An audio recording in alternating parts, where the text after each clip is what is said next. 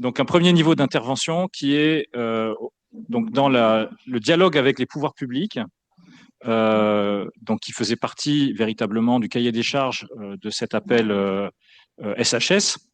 Dans ce dialogue avec les pouvoirs publics, l'idée est de pouvoir disposer d'un outil qui permette à la fois d'apporter des réponses ancrées dans une démarche académique, mais en interaction avec les attentes de la part de ces pouvoirs publics, de la société. Et donc, c'est notamment ce dispositif de think tank, le Religis Lab, que nous avons mis voilà, dans notre projet comme étant la réponse que nous souhaitons développer. L'idée d'avoir donc un laboratoire d'idées interétablissement, interuniversitaire, porté notamment par l'équipe du Sciences Po Série. Et je suis très heureux donc que nous ayons avec nous deux éminentes représentantes donc de cette équipe dans un beau passage de relais aussi sur lequel on reviendra tout à l'heure. Donc Anne Lancien et Sharza Shahabouddin. Deuxième niveau de réponse que nous avons élaboré dans le cadre de Religis, c'est pour tout ce qui porte sur les questions de formation. Puisque une des interactions majeures entre l'université et la société, c'est bien sûr le niveau de formation. Donc, en termes de formation initiale, là, ce sont c'est une question, hein, la manière d'appréhender, de former nos étudiants à l'étude des faits religieux. C'est une question à laquelle nous sommes habitués hein, en tant que praticiens, enseignants, enseignants-chercheurs, dans le cadre des différentes disciplines hein, qui sont celles qui sont représentées à l'université. Dans le domaine de la formation continue, en revanche, ce qu'on a pu observer, c'est qu'il y a depuis maintenant près de 25 ans un effort qui a été mené en France pour développer la formation sur la question des faits religieux à destination de différents milieux, souvent en réponse à des événements dramatiques, hein, le 11 septembre 2001, les attentats dans les années 2010. Donc, 25 ans d'efforts de formation continue à destination de publics professionnels très variés, dans lesquels des universitaires sont intervenus, à côté d'autres acteurs plutôt venus du monde de l'expertise. Peut-être que le moment est venu de tirer, au bout d'une génération, 25 ans, de tirer un peu des leçons de ces expériences, de décloisonner aussi les leçons qu'on peut tirer de ces expériences menées dans différents milieux, dans différents contextes. Et c'est donc le parti pris central du travail qui a été entamé dans le cadre du groupe de Religis portant sur la formation continue, qui est emmené par nos collègues de l'EHESS, donc de l'ISM, l'Institut d'études des sociétés des mondes musulmans, et de l'IREL à l'EPHE, l'Institut des religions, d'études des religions et de la laïcité. Voilà, qui sont donc les porteurs avec l'ISERL, l'Institut supérieur d'études des religions et de la laïcité de Lyon. Donc les trois établissements, même quatre, puisqu'il y a Lyon 2 et Lyon 3, porteurs de ce travail sur la formation continue, dont l'idée majeure, c'est d'aller vraiment plus loin dans le dialogue avec les différents milieux professionnels, les collectivités locales, les hôpitaux, les milieux de l'éducation, du travail social, la prison, la police, d'aller voilà, dans la discussion avec ces différents milieux professionnels pour un peu faire le point et mieux cibler quelles sont les attentes en termes de formation de ces différents milieux. Troisième niveau de réponse que nous proposons dans le cadre du projet Religis, c'est au niveau de tout ce qui relève de la médiation auprès du grand public, hein, donc la médiation des savoirs, la transmission des savoirs, avec là aussi beaucoup d'expériences hein, qui se sont accumulées dans les universités à travers des expositions, l'utilisation de différents formats, vidéo, audio, et là aussi le besoin de peut-être y voir plus clair à un moment où on voit ce basculement. On a parlé d'intelligence artificielle tout à l'heure, hein, mais qui bouleverse quand même l'univers médiatique dans lequel nous avons vécu depuis les années 1990. Enfin, dernier niveau, c'est un niveau qui concerne la production de recherche en lien avec des attentes sociales précises et qui peut passer par des formes de co-construction de la recherche par des acteurs académiques et par des acteurs de terrain. et qui est porté notamment par la démarche de recherche et sciences participatives, donc qui fait l'objet également d'un groupe porté par l'Université Lyon 2 et sa boutique des sciences, et par Opus, hein, donc, qui est le service très innovant développé au sein de l'Université de Strasbourg pour porter justement le développement de ces recherches et sciences participatives. Donc, pour illustrer un peu ces 4 directions, pour nous aider à nous lancer, hein, puisque c'est un travail qui est de longue haleine, nous avons souhaité, dans cette table ronde, d'abord donner la parole justement à des collègues qui viennent de différents milieux professionnels, les milieux de l'éducation, du pénitentiaire et de la médiation culturelle. Donc, ce sera le premier temps de cette table ronde. Ensuite, 4 universitaires qui ont, dans différents cadres, proposé des réponses à cette demande sociale et politique à travers différents dispositifs que nous évoquerons dans un deuxième temps. Puis il y aura un troisième temps de discussion ouvert avec vous et au sein de la table ronde. Alors, on va commencer tout de suite avec, à ma gauche, donc Fabien Salès, qui est professeur agrégé en histoire-géographie, qui enseigne en collège à Lyon et qui est par ailleurs secrétaire général de l'Association des professeurs d'histoire-géographie, la PSG, donc qui est une importante association professionnelle dans le domaine de l'éducation secondaire, très engagé sur les questions d'enseignement de l'histoire et à travers l'histoire, l'enseignement des faits religieux et de la laïcité. Et donc, je vais lui laisser la parole pour nous présenter donc quelques réflexions hein, sur la façon dont, dans le milieu de l'éducation, en particulier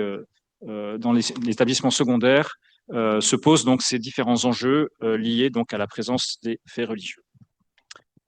Merci beaucoup. Merci aux organisateurs de Relise de m'avoir invité et de me permettre de parler de ces questions d'éducation.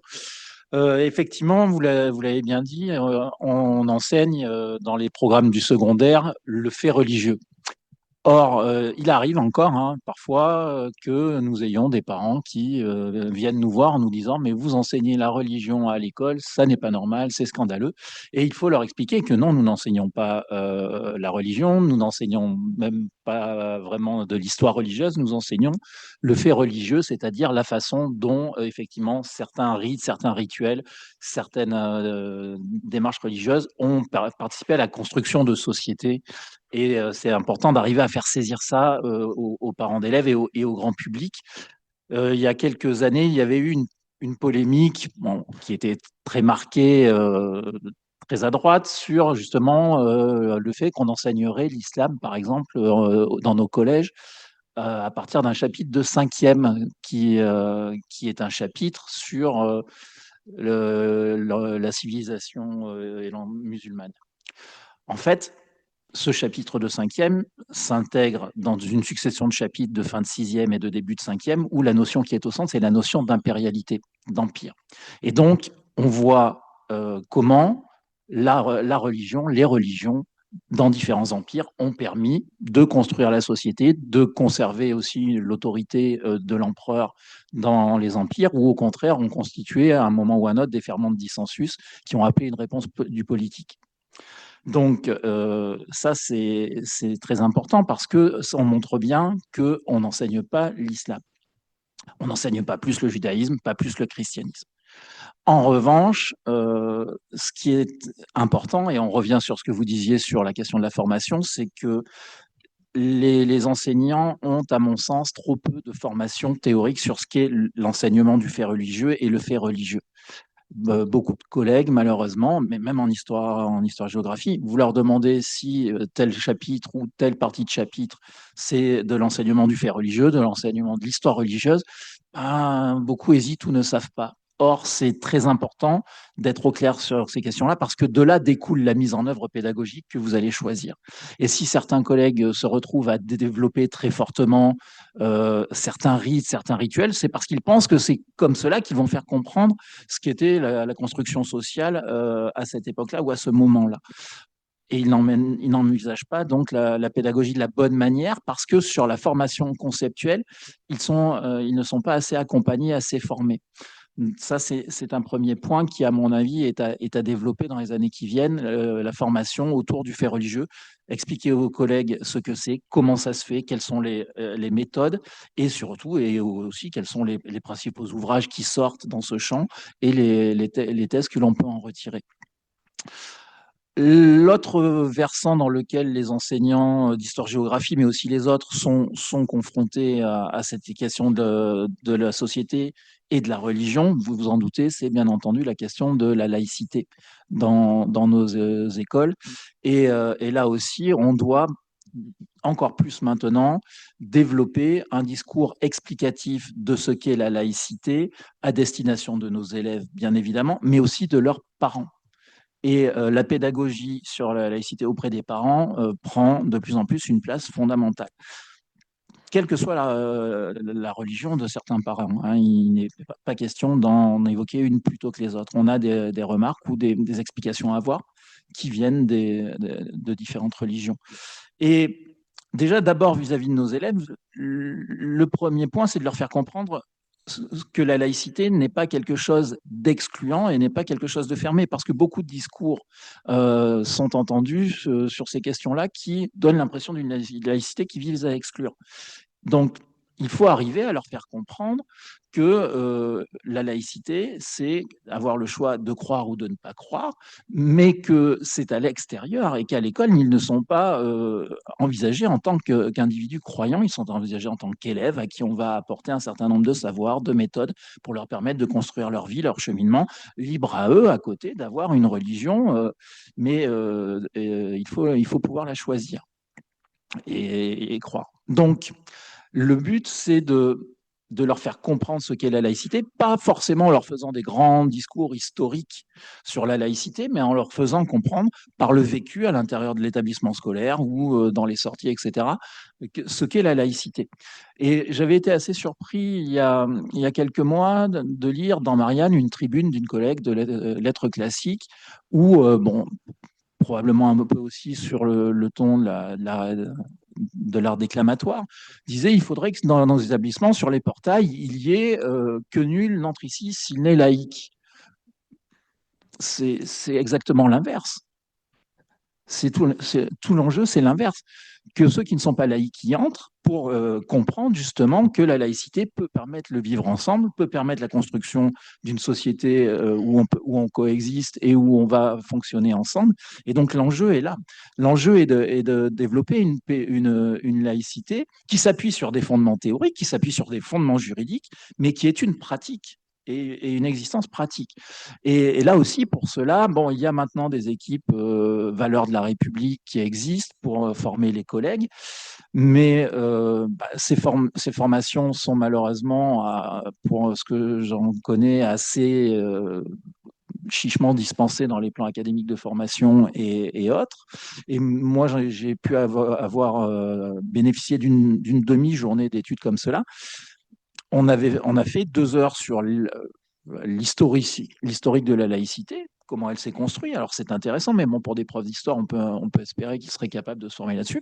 Et seulement 2 heures sur des études concrètes de cas pratiques. Et c'était la partie la plus intéressante de la formation. Et c'est davantage de cela que les collègues ont besoin, c'est de mise en place de cas pratiques pour comprendre clairement dans certaines situations ce qui est envisageable, ce qui ne l'est pas, et pouvoir ainsi mieux mettre en vie cette laïcité. Ne pas en faire quelque chose ne pas en faire un cadre figé et excluant, parce que c'est tout le contraire. Merci. Merci. Merci beaucoup, Fabien Salès. Alors, on change de décor, si je puis dire ainsi. Et je vais passer la parole tout de suite à Grégory Escande. Grégory Escande, vous êtes psychologue de formation, chef actuellement de la mission interrégionale de lutte contre la radicalisation violente au sein de la direction interrégionale des services pénitentiaires de Dijon. Et donc, voilà, vous allez pouvoir nous présenter aussi un peu de la même manière vos réflexions à partir de votre expérience professionnelle. Merci beaucoup, Monsieur Vallet.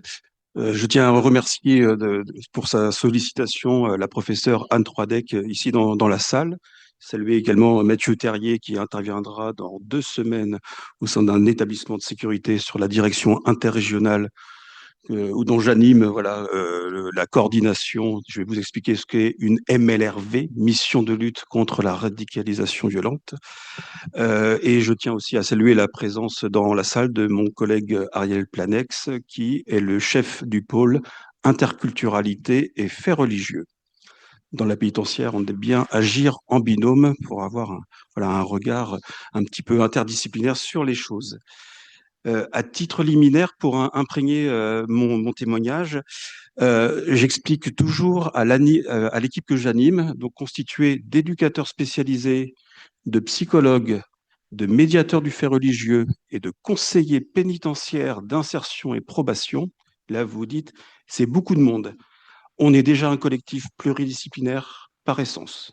La complexité, elle est déjà présente dans la manière d'agir de manière opérationnelle. Et j'essaye de leur expliquer l'exclusion méthodologique du transcendant, capté, comme vous le savez, par nombre d'entre vous, chez Théodore Flournoy, repris par Antoine Vergotte, le créateur de la psychologie de la religion à Louvain-la-Neuve, où j'ai fait mon 3e cycle il y a plus de 20 années. Et donc, je tiens en ces lieux, parce que je suis assez impressionné d'être avec des professeurs agrégés, des enseignants, des chercheurs, ce que je ne suis pas, la mémoire de feu Jean-Marie Jaspard, qui était prêtre et psychologue, et qui a laissé le centre de psychologie de la religion dans les mains de Vassilis Saharoglou, voilà, qui mène des recherches. À l'époque, pour être dans la thématique, j'étais parti à Louvain-la-Neuve parce que pour mon projet de thèse, je ne trouvais pas, en tout cas, l'entité pouvant recevoir mon sujet trop interdisciplinaire. Il y avait la mémoire de Jean-Pierre Deconchy, hein, qui est un très grand chercheur en psychologie sociale. Moi, j'étais un peu plus sur l'abord clinicien et où l'exclusion méthodologique du transcendant était fondamentale. Encore plus quand vous tombez sur des terroristes qui vont vous expliquer tout un tas de concepts qui nous ont complètement dépassés. L'autre référence pour vraiment toujours imprégner mon témoignage, je vais vous parler de prison, de barreau, etc., c'est pas très glamour. J'ai une pensée émue mais très personnelle pour Monsieur Régis Debray, dont quelques ouvrages, moi, m'ont fortement inspiré, notamment Le Feu sacré en 2005. Je sais qu'il avait écrit auparavant, voilà, pour l'école. Et en fait, c'est là où j'ai pu voir la notion de où moi, je me suis approprié, mais en tant que lecteur très subjectif, la notion de fait religieux. Voilà, dans le feu sacré. Et après, j'ai trouvé passionnant les chroniques qu'il avait fait sur France Culture, dont Allons aux faits. Et je dirais, mais tout citoyen, pardon, tout agent public ne devrait-il pas être formé à, alors je ne sais pas si c'est la médiologie ou si c'est à Religis, hein, on va voir. Enfin, on ne va pas en faire une religion tout de suite. Mais en tout cas, tout un savoir fondamental que l'on va retrouver dans des pratiques. Alors assurément, l'islamisme, comme on l'appelle, le salafo-djihadisme, déjà, voilà, je vous envoie déjà quelques fléchettes. Comment nous, opérationnels de terrain, on se retrouve avec des gens qui vont nous parler d'eschatologie, de retour du Messie, des anges de la tombe. Et comment moi, en tant que psychologue de formation, vous me l'avez redit, est-ce que je psychopathologise tout de suite ou qu'est-ce qu'il me raconte? On a affaire à un 78 tours, il est fou ou pas? Et après, bien sûr, avec la formation continue, donc on aura des exemples, on va plutôt voir ceux qui ont un trouble psychopathologique et ceux qui sont des très grands idéologues manipulateurs, politiciens, voire stratèges de guerre. Donc j'ai eu la chance, moi, d'exercer pendant plus de 15 années dans un établissement de sécurité avec la première rencontre où je n'étais pas formé. Généralement, ils m'expédiaient, notamment les terroristes du GIA, qui me faisaient part de certaines sentences justement religieuses. Je ne comprenais rien. Avec l'isme, grâce à l'isme, voilà, depuis 10 années, on assiste à une professionnalisation vraiment dans l'administration pénitentiaire pour s'occuper de la gestion des détenus terroristes. Alors, vous l'avez compris, à référence salafo-djihadiste en majorité. Voilà. On nous demande de nous intéresser à d'autres radicalités. Donc, je voulais faire l'humour. Anne, je vais le faire. Pour l'instant, c'est pas encore intéressé parce que je ne suis pas encore tombé sur un tueur en série évangélique, mais si ça se passe, on va devoir aussi comment affiner qu'est-ce qui est de l'ordre du religieux, de la religiosité, qu'est-ce qui est de l'ordre du psychopatho, s'il y en a. Donc la notion de la complexité amène tout de suite, pour nous, la pénitentiaire, à aller voir les chercheurs, à aller voir l'université publique pour nous former. Donc nous, j'ai une liste de courses pour vous. On a en fait deux besoins fondamentaux. C'est la formation initiale ou continue, avec les destinataires du savoir sont les agents de l'administration pénitentiaire, et le programme de médiation scientifique où les destinataires vont être ce que l'on appelle, nous, les PPSMJ, on a beaucoup d'acronymes, les personnes placées sous main de justice. Sur le volet de la formation, on distingue les personnels de première ligne et les personnels de troisième ligne. Donc, maintenant, je suis en chefferie, on dit, à niveau interrégional. Donc, il y a 9 interrégions qui découpent la France. Et je suis un des 9 chefs de mission interrégionale lutte contre la radicalisation violente. Ce n'est pas le renseignement, oui, je précise. C'est-à-dire que effectivement, il y a des personnes de la police qui sont très demandeurs aussi de savoir et analytique et synthétique. En fait, nous, on a besoin d'hyper-spécialité et d'une super transversalité. Voilà, le mouton a 5 pattes. Parce qu'en fait, le fait religieux va avoir une place, mais comme je vous l'ai dit, on est déjà dans de l'interdisciplinaire. Donc, le fait religieux va avoir une place, mais aux côtés des autres sciences humaines et sociales. Finalement, tout le côté psy est un peu balayé. Ça avait été plutôt les Sciences Po qui ont pris beaucoup de place. C'est passionnant. Et nous, en fait, pour vous expliquer un petit peu en formation continue, donc on va faire sur une semaine, on va mettre de l'histoire fondamentale sur les concepts de l'islam. Ensuite, un côté Sciences Po sur ce même islam. Juste après, je pense à Anne, qui a été la première à intervenir en janvier 2013 pour former des publics référents. Donc, un public référent dans la pénitentiaire, on est tous à minimum bac+4, ce que je vous le dis, c'est-à-dire des juristes, des éducs, des psys, etc. Donc, il y a aussi une connaissance parce que pour la formation continue, avoir son attention pour emmagasiner des concepts, c'est pas si aisé. Et là, je vous renvoie en miroir. Quand un spécialiste va essayer de produire ce même savoir avec des détenus incarcérés dont on sait que 75% n'ont pas le niveau de troisième, là, ça va être encore autre chose. Donc, la notion de l'adaptabilité des concepts, c'est-à-dire une exigence de vulgarisation scientifique, par contre, de très haut niveau. Moi, je ne sais pas faire la différence entre le djihad et le qital.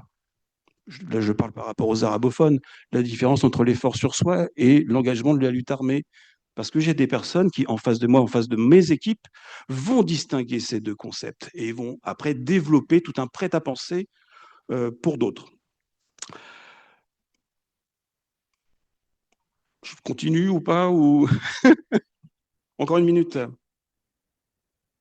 Je pense un socle fondamental. Nous, ce qu'on a besoin, c'est une épistémologie de base sur les grands concepts. Science, croyance, opinion. C'est quoi la différence entre une religion et une idéologie? Vous avez 3 heures. Ce sont des questions que l'on entend en formation. Je faisais une formation la semaine dernière pour les nouveaux aumôniers de la région sur la radicalisation. L'aumônière musulmane me dit, c'est quoi que vous faites, quelle est la différence entre un extrémiste et un radicalisé? Alors moi j'ai dit, ma réponse est simple, parce que c'est simple dans le ministère de la Justice. On s'occupe de radicalisation violente. C'est-à-dire que le fait de passer en justice, on ne va pas que s'occuper de la radicalisation, c'est quand elle devient violente, c'est-à-dire quand elle recourt à la violence ou à l'illégalité.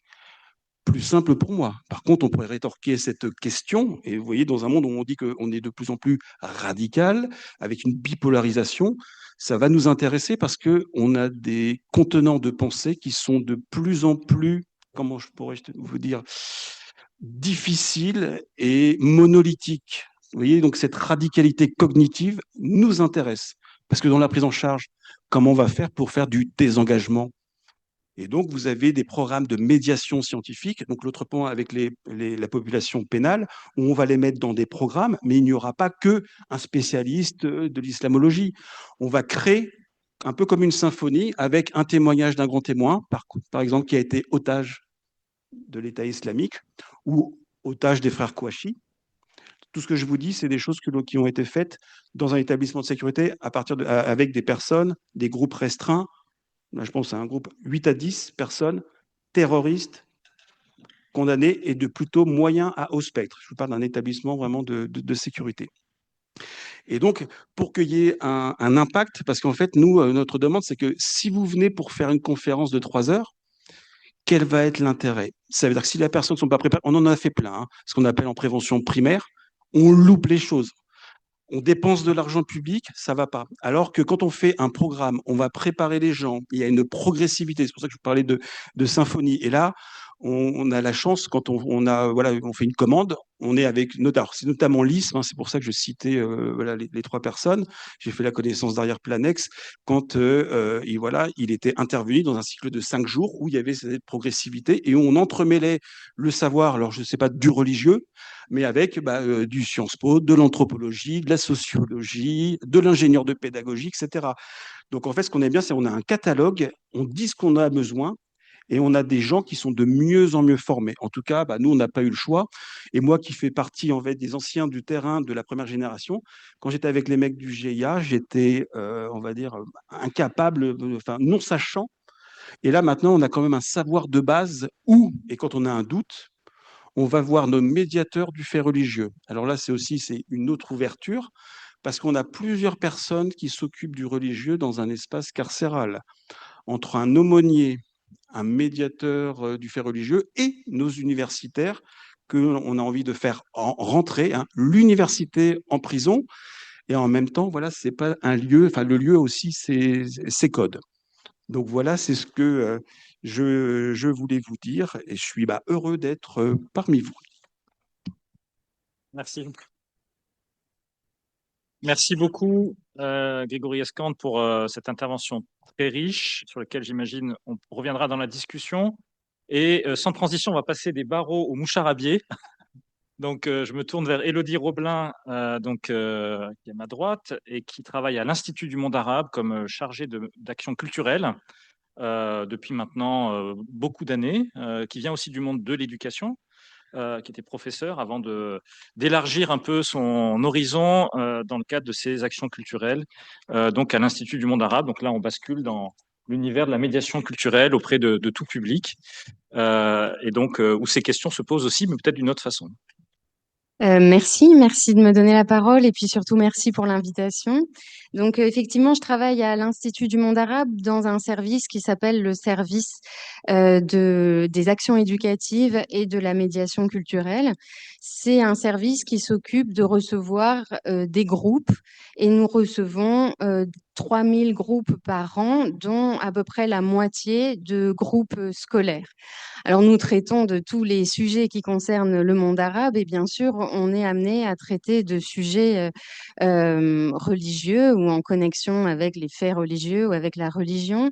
Bien sûr, ce qui concerne l'islam, mais pas seulement, puisque il y a une forme de pluralisme religieux dans le monde arabe et donc dans nos collections, parce que c'est vraiment de ça qu'il s'agit. Donc, à partir de notre musée et des collections de notre musée, nous pouvons aussi aborder les questions qui concernent le christianisme dit oriental, le judaïsme dit séfarade, mais qu'on appellerait volontiers aussi des juifs arabes. On a d'ailleurs fait des expositions qui tournaient autour de ces questions. Il y a plus de 10 ans maintenant, une exposition qui s'appelait Hajj, le pèlerinage à la Mecque, une autre qui s'est appelée Chrétiens d'Orient et une dernière qui s'est appelée Juifs d'Orient.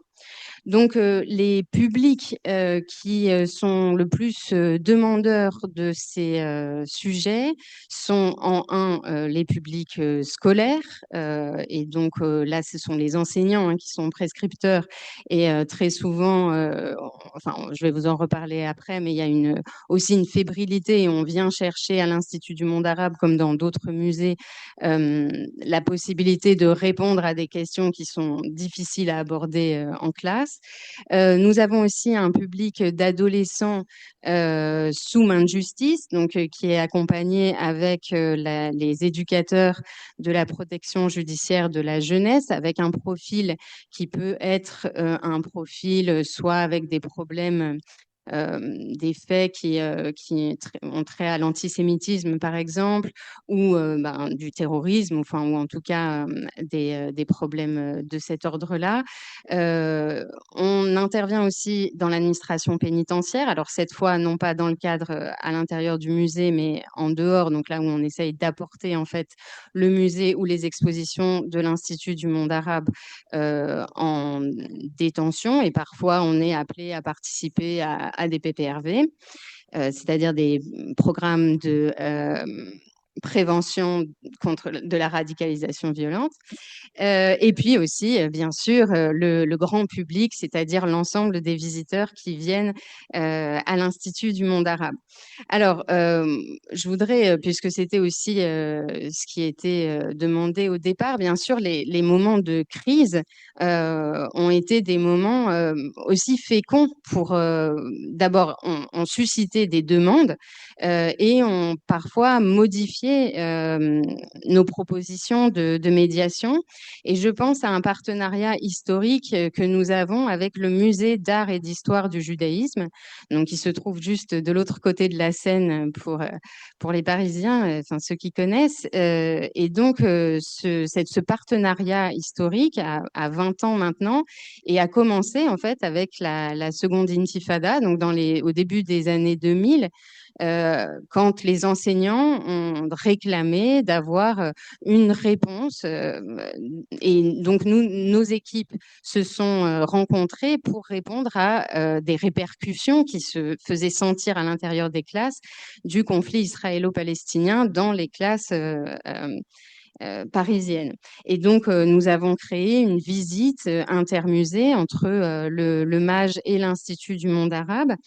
Et puis, au fur et à mesure des années, cette collaboration vraiment s'est approfondie jusque donc, et là, on est dans un contexte après les attentats aussi de 2015, où là, nous avons d'une part renforcé notre collaboration avec la DAP, mais aussi renforcé notre collaboration avec le MAGE pour proposer un outil aux enseignants qui est une mallette donc pédagogique qui est proposée avec une mise en regard de nos deux collections qui amène à traiter des thèmes. Et donc, dans cette mallette, nous avons souhaité, en faisant appel à des universitaires, à des spécialistes qui ont rédigé des fiches sur ces thématiques qui avaient été dégagées, donner aux enseignants donc l'accès facilité à un savoir précis de haut niveau sur des questions qui pouvaient leur sembler difficiles à aborder en classe.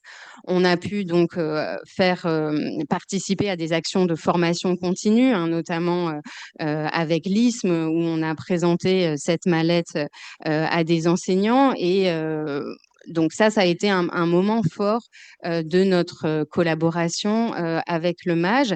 Et ça a singulièrement aussi, la production de cette mallette a eu des répercussions sur les visites, parce que nous avons constaté une augmentation en fait du nombre de visites qui se font dans les deux sites, parce que nous avons, cette mallette ne se vend pas, elle est donnée aux enseignants qui réservent dans les deux institutions. Donc, on est sûr dans ces cas-là que la classe va aller à l'Institut du monde arabe, mais va aussi aller au Musée d'art et d'histoire du judaïsme et inversement. Et enfin, à peu près à la même période, nous avons pensé au grand public et développé un nouveau type de visite qui s'appelle la visite à deux voix, juifs et musulmans, une histoire partagée. dans laquelle nous proposons au grand public, c'est-à-dire donc des gens qui s'inscrivent dans une visite guidée individuelle et qui, quand ils arrivent, forment un groupe. Nous leur proposons d'abord de passer 2 heures dans les collections du MAGE, mais à 2 voix, c'est-à-dire avec une médiatrice du MAGE qui est là chez elle, qui présente son musée, mais aussi avec une médiatrice de l'Institut du monde arabe. Et nous discutons entre nous en partant des œuvres de la collection du MAGE. Et ensuite, nous traversons la Seine et nous allons à l'Institut du monde arabe et nous faisons la même chose devant les œuvres de la collection de l'Institut du monde arabe. Et là aussi, je dois dire que sur ces 5 dernières années, on a vu une évolution de la constitution en fait des publics qui assistaient à cette visite et qui, je trouve, est assez intéressante. Au début, on avait le public tout à fait traditionnel des musées, hein, je dirais. Vous imaginez, disons, des CSP+, à la retraite avec un capital culturel assez important, mais au niveau de la culture religieuse dont ils étaient eux-mêmes porteurs, on sentait bien qu'on avait plutôt une base chrétienne, en tout cas, avec un intérêt pour l'islam et le judaïsme. Et on a vu petit à petit arriver des publics plus représentatifs de ce qu'on portait. Et je dois dire, à peu près, mais peut-être n'est-ce qu'une coïncidence, depuis 2 ans, donc un public où on a vraiment des gens qui portent une culture juive, en tout cas dans les interactions qu'on a avec d'autres, qui sont présents en même temps que d'autres qui portent une culture musulmane, et où le dialogue donc que nous essayons d'établir entre la médiatrice du MAGE et de l'IMA est comme réverbéré, si vous voulez, un effet miroir dans l'assistance qui dialogue avec nous et qui finit évidemment par dialoguer entre eux, puisque un des principes de la médiation culturelle, c'est d'éviter la plupart du temps, ce qui n'est pas toujours le cas, mais un discours descendant et d'arriver à dialoguer avec les personnes qui sont présentes. Donc ça, je pense que ça nous a bien fait voir l'intérêt dans la société, le petit nombre de gens qu'on touche, hein, mais l'intérêt pour ces questions-là en réponse à des moments d'incertitude très forts. Et je voudrais finir justement avec cette idée que dans nos métiers, la spécificité de nos métiers, c'est de partir des œuvres d'art. Et là, peut-être qu'il y a, en tout cas, nous, c'est notre conviction, une porte intéressante pour pouvoir parler de sujets sensibles, de partir de l'œuvre d'art, de peut-être partir de l'émotion esthétique qui peut naître de cette œuvre, mais surtout de sa matérialité, en fait. Et de partir de la matérialité, d'explorer, après en avoir explorer déjà ce qu'elle représente et essayer de l'analyser, mais son contexte de production, ça permet d'entrer de façon peut-être douce dans des questions et de constamment maintenir le dialogue, parce que, et je suppose que c'est pareil pour vous, messieurs, ce qui est le plus terrible, c'est quand en fait on ne peut plus dialoguer, c'est-à-dire quand on a porté un discours qui stoppe immédiatement toute possibilité de continuer les échanges. Et l'objet, la production artistique qui s'inscrit dans un contexte de production religieuse. Je veux dire, que l'artiste, celui qui produit cette œuvre, il le produit de l'intérieur. Et donc, l'analyse, elle va permettre en quelque sorte de reconnaître une sorte d'approche religieuse ou de discuter avec ceux qui sont là avec une approche religieuse, et ensuite de pouvoir poser un autre type d'approche, par exemple une approche plus histoire de l'art ou une approche plus historique, en posant les fondements comme étant différents, mais pas concurrentiels. Parce que le problème, il est là, je trouve, quand on dialogue, c'est d'imposer en fait une approche qui irait à l'encontre de croyances ou de foi, ou qui serait perçue en tout cas par ceux qui reçoivent ce discours-là comme offensif et comme incompatible en fait avec leur propre foi. Et là, de ce point de vue, enfin de mon expérience, il me semble que les musées et les œuvres d'art peuvent être d'une grande utilité. Merci.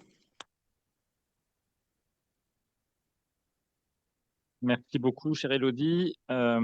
Alors, nous avons notre quatrième intervenant, Philippe Gaudin, qui est avec nous donc à distance. Philippe, malheureusement, a été retenu par une interruption de circulation des trains depuis la gare de l'Est. Et donc voilà, donc Philippe Gaudin, que je présente très rapidement, nous permet de passer à la deuxième phase de cette table ronde, c'est-à-dire cette fois-ci des réalisations issues donc de nos institutions universitaires académiques et qui ont essayé de répondre donc à cette question de la demande sociale autour du religieux. Et nous allons commencer avec, je dirais, la doyenne de ces institutions, donc l'IESR qui est devenu l'IREL, hein, l'Institut européen de sciences des religions, créé à la suite du rapport Debré, à l'École pratique des hautes études, devenu l'IREL, dont Philippe Gaudin, qui est Prague à l'École pratique des hautes études, philosophe, a été directeur adjoint puis directeur. Et donc, Philippe, je ne sais pas si voilà, vous avez ouvert votre micro et donc je vous laisse la parole. Est-ce que vous m'entendez, chers amis? C'est parfait. Ah, formidable. Bon, je suis évidemment très malheureux à vous entendre ne pas être avec vous. Vraiment, là, le retard aurait été vraiment beaucoup trop important. Donc, vous me donnez environ 10 minutes, un quart d'heure ou 10 minutes C'est grand ça, oui. maximum, là. 10 minutes. Voilà. Oui. Alors, j'en profite justement, ça permettrait d'entrer dans le sujet pour qu'il n'y ait pas le moindre trouble à ce sujet. Le changement de nom de cet institut, qui d'Institut européen en sciences des religions, est devenu Institut d'études des religions et de la laïcité. C'était ma volonté quand je suis devenu directeur et il y avait un large consensus. Il ne s'agit nullement d'un changement de nature ou de mission, mais il s'agissait tout simplement pour moi, pour nous, que notre nom soit beaucoup plus finalement en adéquation avec ce que nous avons toujours été et avec ce que nous faisons.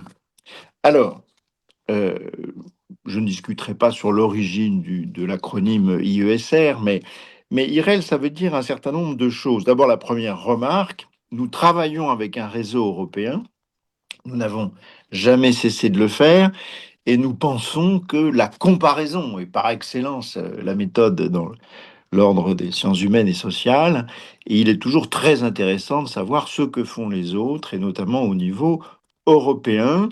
Nous avons un réseau, nous continuons, nous avons des correspondants, etc. Ça n'a pas changé, tout simplement. Nous ne sommes pas un institut européen. Nous avons des travaux européens, nous avons des correspondants européens, nous sommes un institut français. Alors, étude des religions, pourquoi? Eh bien, tout simplement pour être le plus clair possible. Parce que c'est très symptomatique, c'est très significatif. Nous avons profondément, comme la plupart de ceux qui viennent de parler, nous avons vocation à nous adresser à la société, nous avons vocation à nous adresser aux citoyens, et on peut être cultivé, avoir un haut niveau d'éducation et être parfaitement ignorant de ces questions-là. Et quand vous mettez science et religion l'un à côté de l'autre, ces deux mots, ben, il y a des gens qui comprennent pas et qui trouvent que c'est quelque chose de légèrement contradictoire, ce qui est très significatif en soi. Donc, étude des religions, c'était plus clair. Et ça signifie quoi? Ça signifie que la recherche et l'enseignement dans le domaine des religions a été institutionnalisé par une institution universitaire publique il y a un siècle et demi, notamment avec la création de la 5e section des sciences religieuses de l'École pratique des hautes études dans les années 80, 1880. Mais le drame, c'est que précisément, un siècle et demi n'ont pas suffi n'a pas suffi, et loin s'en faut, à dissiper le malentendu. Mais bon, c'est un peu normal, c'est très compliqué, c'est très spécialisé, mais justement, l'enjeu est de faire en sorte que, à notre époque, pour toutes les raisons que l'on sait, on a un besoin urgent de parler, si possible, calmement, en quelque sorte, de ce fameux phénomène religieux qui, de tout temps, et ça continuera toujours, suscite l'adhésion, le rejet, la passion, l'amour, la haine et tout ce qu'on voudra. Mais le problème, c'est d'en faire un objet de connaissance. Alors évidemment, on n'a pas la naïveté de penser que la transformation de tout ça en connaissance va nous transformer en gentils bisounours n'étant animés que de sentiments profondément pacifiques.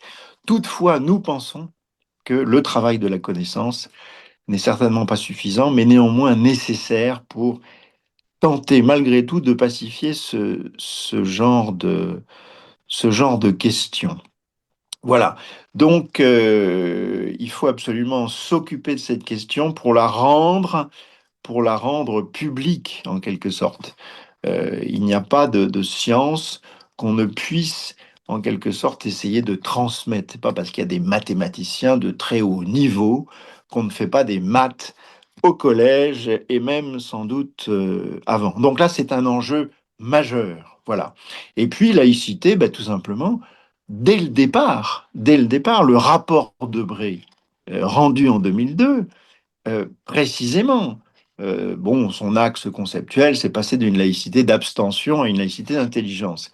Parce que la laïcité d'abstention, ça nous rend un peu stupides. Et dans la stupeur, si on n'a vraiment rien à dire sur le phénomène religieux, alors que le monde entier ne fait que ne parle que de ça, si j'ose dire. Et si le rôle de l'école, c'est de former des citoyens, bah, il faut bien que nous ayons quelque chose à dire. Et ça porte sur la laïcité, n'est-ce pas?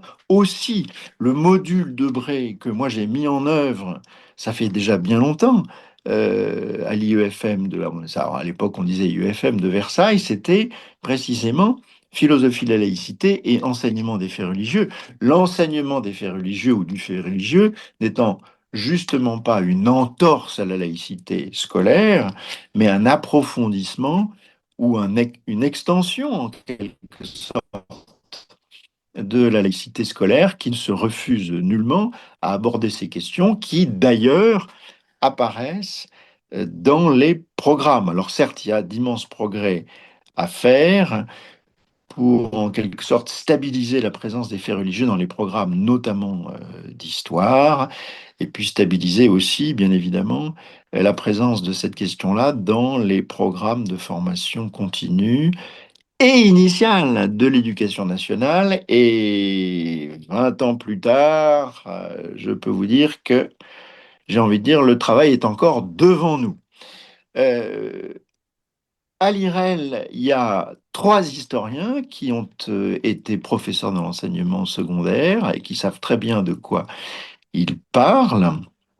Et donc, vous trouverez des fiches, d'autres sont en préparation, des fiches pédagogiques utiles pour tous les professeurs qui ont justement cette mission, qui n'est pas toujours commode dans la mesure où il faut le faire en étant un petit peu au courant de la recherche en train de se faire, précisément pour aborder ces questions-là qui sont dans les programmes et pour pouvoir les traduire, les expliquer à leurs élèves. Donc, je continue à travailler pour l'IREL, même si je suis désormais à la retraite. Dominique Avon, le directeur actuel, m'a demandé de représenter en quelque sorte la maison. Et je crois que, j'en suis même sûr, il y a Jamal Habab qui est dans la salle avec vous, qui est historien. Vous pourrez l'interroger sur ces questions-là. Et je crois qu'il a même un rôle de coordination, justement, du volet qu'Éric Vallée a évoquer un des 3, c'est-à-dire le volet de la formation. Vous le reconnaîtrez aisément, il est très grand et très souriant. Voilà. Alors, voilà pour... Vous voyez qu'on est déjà rentré complètement dans le vif du sujet, uniquement en abordant le nom de cet institut qui a maintenant plus de 20 ans d'heures de vol. Allez sur le site pour vous renseigner, vous y trouverez quand même pas mal de choses. Nous avons changer en quelque sorte l'organisation du site. Donc il y a un certain nombre de contenus qui n'ont pas été encore traduits dans le nouveau site, mais ça viendra.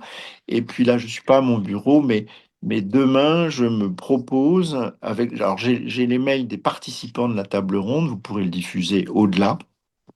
Je vous transmettrai notre dernier rapport d'activité et ça vous permettra de vous faire une idée assez précise de ce que nous faisons. Vous pouvez le diffuser. Voilà. Alors, sinon, les missions de l'IREL, évidemment, on a parlé de l'enseignement du fait religieux à l'école. La première mission de l'IREL, c'est la formation, bien évidemment. Alors moi, en tant que philosophe de formation, je ne suis pas spécialiste d'une tradition religieuse ou de l'histoire de telle ou telle religion. Je me suis plutôt spécialisé dans les questions de laïcité, donc j'intervenais et j'interviens encore sur ces questions-là, et puis aussi un petit peu de philosophie de la religion. Voilà, donc nos interlocuteurs, c'est l'État, la fonction publique d'État, l'éducation nationale, la justice, la culture, l'administration pénitentiaire. Je suis très content qu'il y ait quelqu'un de la paix. J'ai passé, j'allais dire que j'ai usé mes fonds de culotte en prison, ça pourrait donner lieu à des confusions, mais c'est vrai que j'ai beaucoup travaillé avec l'administration pénitentiaire et je pense que c'est un milieu tout à fait passionnant où ces questions-là se posent. J'ai travaillé à Annelin pour un quartier précisément de sécurité pour personnes radicalisées. J'ai travaillé à Liancourt, à Fleury. J'ai donné des cours aussi à Agen, à l'École nationale de l'administration pénitentiaire. J'ai parlé pour des professeurs qui interviennent. J'ai fait des formations pour les aumôniers. Enfin bon, il y a tellement de choses à faire. Et j'ai parlé aussi à des détenus dans le partenariat avec l'ISM. Voilà. Et avec Ariel Planex, s'il s'en souvient, je crois qu'il est aussi dans la salle. On a épluché pas mal de dossiers de djihadistes avec les magistrats antiterroristes. Question un peu lourde, mais malheureusement absolument nécessaire. L'hôpital aussi, la fonction publique hospitalière, les collectivités territoriales aussi, où nous avons fait des formations sur ces questions. Formations pour le personnel, bien entendu, les fonctionnaires ou des contractuels. Et puis l'autre mission de l'IREL, c'est chacun des membres de l'IREL mène sa propre vie, si j'ose dire, de recherche, euh, à ses domaines de spécialité. Et puis sinon, on a une mission de diffusion, en quelque sorte, de la recherche. Alors, au travers de journées d'études, on fait 1 ou 2 colloques par an, donc vous multipliez par 20. Juste de titres de colloques qui me viennent à l'esprit. Religion et médias, vieillissement et religion, ça peut paraître un peu étonnant et surprenant, mais à l'EPHE, on a une section des sciences de la vie et de la terre, et donc il y a pas mal de gens qui bossent et sur la question du vieillissement d'un point de vue neurologique, mais aussi sur la dimension sociale de cette question. Il y a l'ITEV, l'Institut transdisciplinaire d'études du vieillissement, et c'était très intéressant de bosser avec des gens qui ne sont pas que des historiens, des anthropologues, des philosophes, des philologues, des sociologues, etc., sur cette question qui est une question humaine majeure, mais qui est une question sociétale majeure aujourd'hui aussi, bien entendu. La formation des cadres religieux musulmans en Europe, etc. Voilà. Donc ça, c'est Merci beaucoup, Philippe. et encore un dernier mot, l'enseignement. Nous avons un DE justement sur cette question de religion, laïcité, et nous participons aussi très activement à un diplôme d'études islamiques. Voilà un petit peu l'éventail de ce que je pouvais vous dire. Merci. Voilà, je crois que saluer le rôle vraiment pionnier de l'IESR devenu IREL dans tout ce travail donc de dialogue avec la société. Et comme le temps file, je passe la parole maintenant donc à Anne Lancien et Sharza pardon, Shahabuddin, qui vont nous parler d'une autre initiative, alors plus récente, mais qui commence à avoir aussi quand même quelques années. Celle-ci portée par le CERI, le GSRL, qui est un laboratoire également de l'École pratique des hautes études, le CERI de Sciences Po, qui est l'Observatoire international du religieux. Et c'est en voilà, cet observatoire qui a été un peu l'inspirateur aussi de ce nouveau dispositif de think tank, le Religious Lab, pour lequel Sharjah Shahabuddin, donc, qui est une jeune chercheuse qui a soutenu sa thèse donc, sur la question des normes islamiques au Bangladesh récemment. donc sur lesquels elle a travaillé. Anne Ancien, vous êtes également postdoctorante en charge de cet Observatoire international du religieux, sociologue. Donc on continue notre petit tour des disciplines, hein, après les historiens, les philosophes, les psychologues, la sociologie et la science politique. Merci beaucoup. Donc, nous avons choisi d'articuler effectivement nos deux interventions parce que, comme vous l'avez expliqué, dans le projet Religis, ce laboratoire d'idées a été pensé comme s'inspirant ou pouvant arriver en complément de ce qui pouvait être fait à l'Observatoire international du religieux.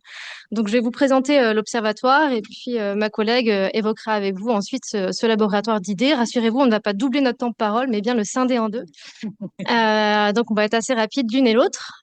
Donc, l'Observatoire international du religieux a été créé en 2016 à l'initiative du ministère des Armées, qui a réalisé d'une part l'impact que pouvait avoir le fait religieux sur les relations internationales et qui a réalisé d'autre part ses lacunes, son manque de connaissances sur ces questions, manque de connaissances qui pouvaient lui être très préjudiciables sur les terrains sur lesquels les forces armées françaises pouvaient être déployées. Pardon. Les activités principales de l'Observatoire portaient sur des publications. Quelques conférences ont pu être organisées et puis vont être mis en place prochainement des ateliers de restitution. Mais essentiellement, donc, une activité de publication, des bulletins, 6 bulletins par an sur des thématiques. Donc, on est à près de 60 bulletins désormais qui ont été publiés. Et parallèlement aussi des notes de synthèse plus approfondies sur un sujet précis. Les thématiques de ces bulletins et de ces notes de synthèse ont pu être réalisées, décidées conjointement avec le ministère, mais ce n'était pas un observatoire qui était uniquement pensé comme interlocuteur du décideur public. Il était aussi adressé à la société civile et ça a été particulièrement marqué par la création, il y a 4 ans, d'un site internet exclusivement dédié à cet observatoire et sur lequel étaient diffusées les publications en accès libre de l'Observatoire international du religieux. Certaines notes de recherche ne sont pas accessibles parce qu'elles portent sur des données très sensibles qui peuvent mettre en péril la sécurité des auteurs, qui préfèrent de fait ne pas les rendre lisibles et accessibles en ligne. Mais pour le reste, la totalité des publications donc, de l'Observatoire est accessible. Durant les 3 premières années de l'Observatoire, ce sont essentiellement des chercheurs français qui ont été sollicités, puis il a été décidé d'élargir ces sollicitations à des chercheurs aussi internationaux pour varier un petit peu les regards portés sur les thématiques abordées. On a, grâce à ça, pu diffuser les activités de l'Observatoire auprès d'un public anglophone avec des publications donc écrites, rédigées en anglais. C'est un vrai succès à 3 titres, cet observatoire. Le premier constat de ce succès, c'est effectivement ce site internet qui a de plus en plus de lecteurs, de plus en plus de visites, que ce soit en France ou ailleurs dans le monde. L'autre signe de succès de cet observatoire, c'est que de plus en plus de chercheurs sollicitent par eux-mêmes cet observatoire pour être publié. Troisième signe de succès, c'est que l'Observatoire devait s'arrêter cette année et puis le ministère des Armées a choisi de lancer un nouvel appel à projet pour 3 nouvelles années et le GSRL et le CERI viennent de remporter cet appel à projet. Donc, les activités vont pouvoir continuer. C'est vraiment un forum, une structure entre universitaires, experts du fait religieux, décideurs publics et à nouveau société civile dont Religis, à l'évidence, peut s'inspirer pour son laboratoire d'idées. Et juste un dernier point, la structure, l'organisation de cet observatoire, c'est 2 directeurs scientifiques, donc des 2 laboratoires qui le portent, à savoir Alain Dieckhoff qui aurait pu parler à ma place maintenant, donc qui est l'un des 2 directeurs scientifiques, mais c'est aussi une activité qui s'appuie sur un comité scientifique avec des chercheurs des 2 laboratoires. Donc on a Cathy Rousselet qui est présente, qui est membre de ce comité scientifique, Stéphane Lacroix également, et puis des chercheurs également du GSRL. Donc je m'arrête là pour la présentation de l'Observatoire et je laisse la parole à ma collègue. Merci beaucoup. Bonjour à tous. Donc, le Religis Lab est aussi coordonné par aussi Alain Dieckhoff et Stéphane Lacroix qui sont ici, donc du CERI. Et je vais juste vous parler des principales missions et des objectifs qu'on a pu identifier puisqu'on va lancer le Religis Lab. Ça a été pensé comme une structure éditoriale qui va offrir aux spécialistes des études sur la religion et la société, donc vous, un espace pour publier leurs contributions sur des questions d'actualité liées aux faits religieux. Et donc, ce laboratoire d'idées, il a cette spécificité, c'est qu'il peut s'appuyer sur un vivier de 450 chercheurs et chercheuses. Donc, encore une fois, vous, j'espère qu'on aura l'occasion de dialoguer et d'échanger là-dessus, issus de ce consortium de 13 universités et de ces centres de recherche. Et donc, le Religis Lab, encore une fois, ça a été dit, mais s'inscrit dans une démarche profondément interdisciplinaire. Il existe aussi une véritable volonté de complémentarité avec l'Observatoire. Donc, l'idée, c'est pas de faire la même chose et de proposer les mêmes bulletins. Les sujets abordés et les formats vont diffèrent. Et c'est également un espace qui est dédié à la diffusion, et je pense que c'est peut-être une des différences majeures, c'est vraiment un espace qui va être dédié à la diffusion des travaux des chercheurs de notre réseau Religis, enfin, qui est le même aussi, mais vraiment de ce vivier de chercheurs. Donc, on peut considérer que le Religis Lab va se distinguer par sa double ambition, répondre d'une part à l'actualité du fait religieux et des politiques publiques associées, c'est-à-dire essayer au mieux d'accompagner l'actualité, se positionner dans le débat scientifique en apportant son expertise, mais en défendant notre démarche qui est résolument scientifique, et donc essayer peut-être de dépassionner certains débats, si c'est possible. Faire un pas de côté également, donc une autre ambition, c'est de faire ce pas de côté en proposant une réflexion de fond nourrie par la recherche. Et donc, comme cela a aussi été dit dans la table ronde précédente, on est dans un monde où les informations sont partagées extrêmement rapidement, parfois sorties de leur contexte. Et donc, il est très important, via Religis Lab, je l'espère, de prendre le temps d'historiciser et d'apporter de la nuance. Donc, le Religis Lab a pour ambition de défendre tout simplement la science. Vaste programme. Je vais venir juste sur les 3 points principaux en fait, qui vont constituer ce laboratoire d'idées. D'abord, les notes d'actualité du Religis Lab, c'est la première mission de ce laboratoire qui consiste en la publication de 6 notes d'actualité par an. Ces notes d'une longueur comprise entre 40 et 50 pages selon le sujet traité pourront être rédigées par un ou plusieurs auteurs. L'objectif est encore là d'offrir aux chercheurs un espace suffisant pour présenter leurs travaux dans une démarche rigoureusement scientifique, tout en veillant à adopter un style accessible afin que ces publications ne s'adressent pas uniquement à un public de spécialistes et de chercheurs. Et donc, le public visé est volontairement large aussi là, c'est très stimulant. L'idée, c'est de s'adresser à des étudiants, à des citoyens, à des chercheurs, à des décideurs politiques et institutionnels, mais aussi au monde associatif.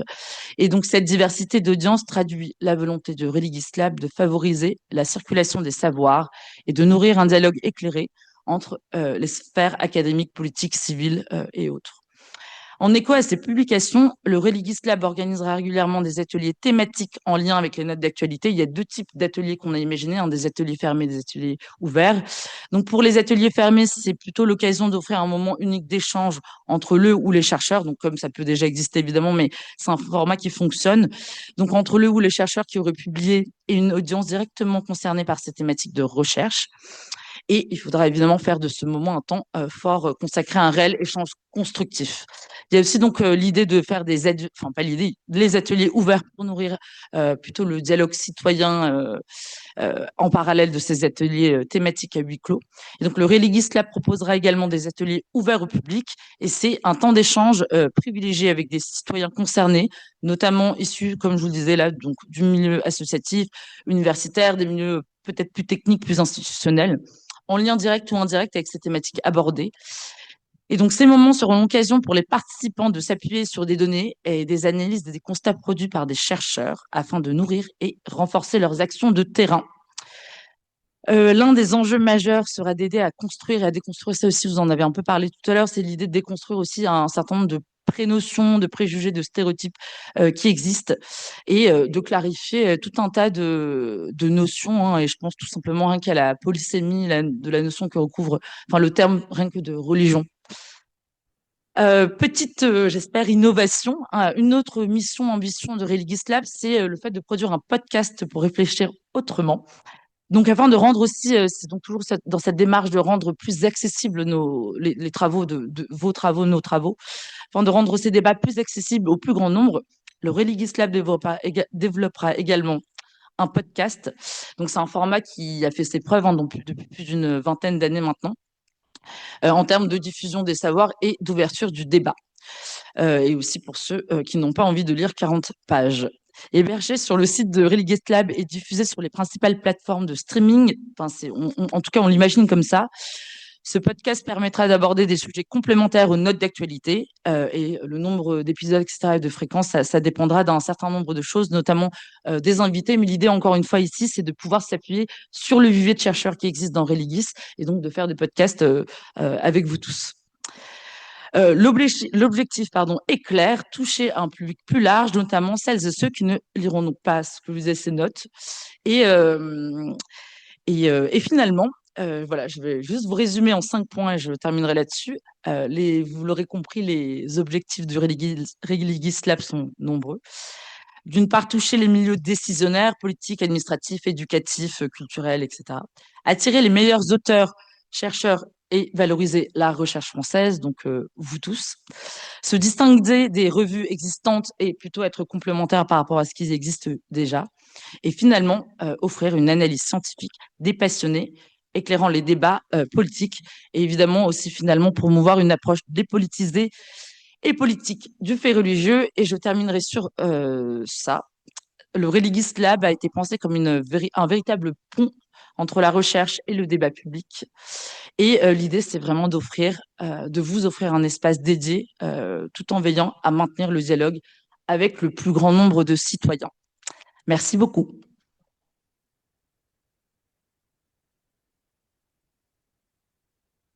Voilà, Sharjah fait partie des 2 postdoctorants qui viennent d'être recrutés donc, dans le cadre du projet Religis. Donc, je salue également Eleonora qui est là-bas, Landucci qui travaille sur la formation continue à l'ISM HESS. Et voilà, vous voyez que les choses sont entre de bonnes mains. On termine avec Philippe Chavot qui nous ramène à Strasbourg, puisque Philippe Chavot est maître de conférence en sciences de l'information et de la communication à l'INSPE de Strasbourg, responsable du master médiation et communication scientifique. Alors Philippe Chavot n'a pas travaillé sur les questions religieuses à proprement parler, mais il s'est beaucoup intéressé aux questions de controverses publiques, notamment en lien avec tous les débats autour de l'environnement, de l'énergie. Et donc, c'est avec ce regard un tout petit peu décalé, mais qui en fait nous intéresse particulièrement, et aussi son expérience dans le domaine de la recherche des sciences participatives, que nous lui avons demandé d'apporter aussi voilà, son regard sur ce que l'université peut construire face à des sujets d'actualité qui peut-être divisent la société. D'accord. Bonjour à tous, merci pour cette invitation et cette présentation.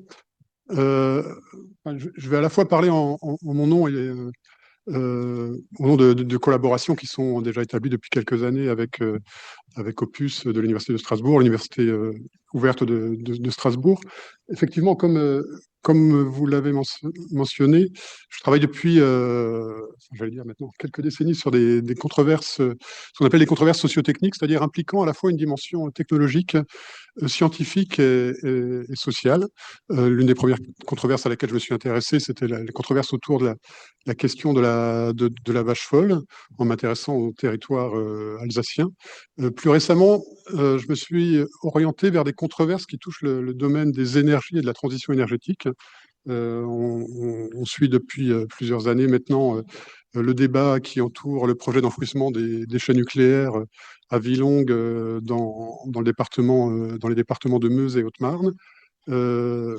N'étant pas alsacien, mais résidant en Alsace depuis un petit bout de temps, je me suis intéressé à la question de la géothermie, une technologie qui a fait trembler le sol strasbourgeois sur les années 2019-2021. Et tout récemment, je me suis intéressé à une autre controverse où j'ai agi en tant que garant. C'est une controverse autour d'un nouveau tracé de tram qui va du centre-ville vers le nord de l'Eurométropole de Strasbourg, avec des éléments associés. L'idée, c'était pas seulement construire une ligne de tram, mais de faire respirer la ville en limitant la circulation routière. Et il y a eu une convention citoyenne qui a été organisée, qui s'est clos la semaine passée sur cette question-là.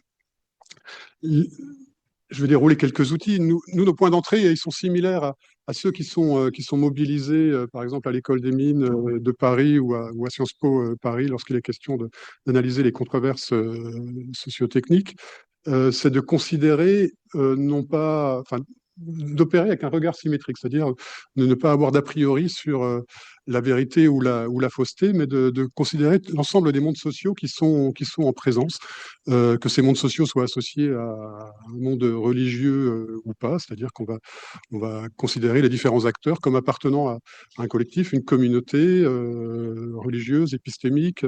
On prend également en compte l'identité sociale de chaque acteur qui apparaissent en lien avec leur activité professionnelle, leur attachement à un territoire, leur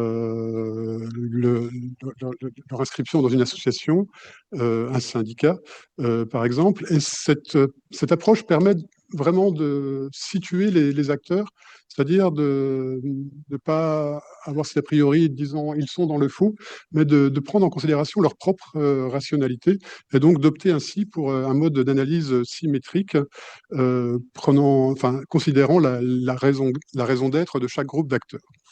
Donc, nous, et puis, c'est-à-dire, moi, les travaux que je mène, c'est en sciences de l'information et de la communication, mais mon domaine indiscipliné, on va dire, c'est ce qu'on appelle le domaine sciences, technologies, société, où on associe des approches venant de la sociologie, de l'histoire, de l'ethnologie, des sciences de l'information et de la communication. Et cette approche-là nous permet effectivement de bien comprendre la dynamique des controverses.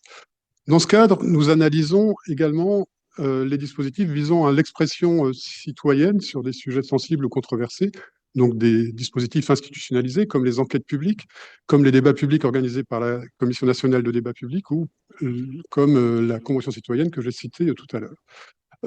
Dans certaines approches, on considère ces dispositifs comme ce qu'on pourrait appeler des machines à former l'expression, quoi.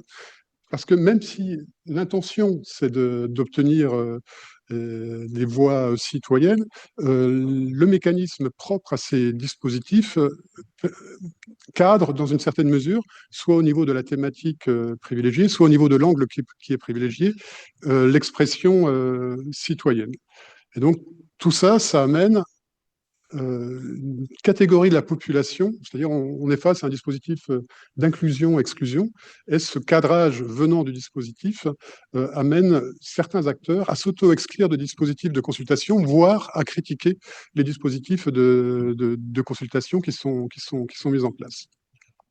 Et effectivement, lorsqu'on s'intéresse à ce type de controverse, on se rend compte que ce qui est important pour les acteurs, c'est pas nécessairement les questions techniques, celles qui sont valorisées lors des consultations, la mise en application d'un projet, qui sont valorisées dans les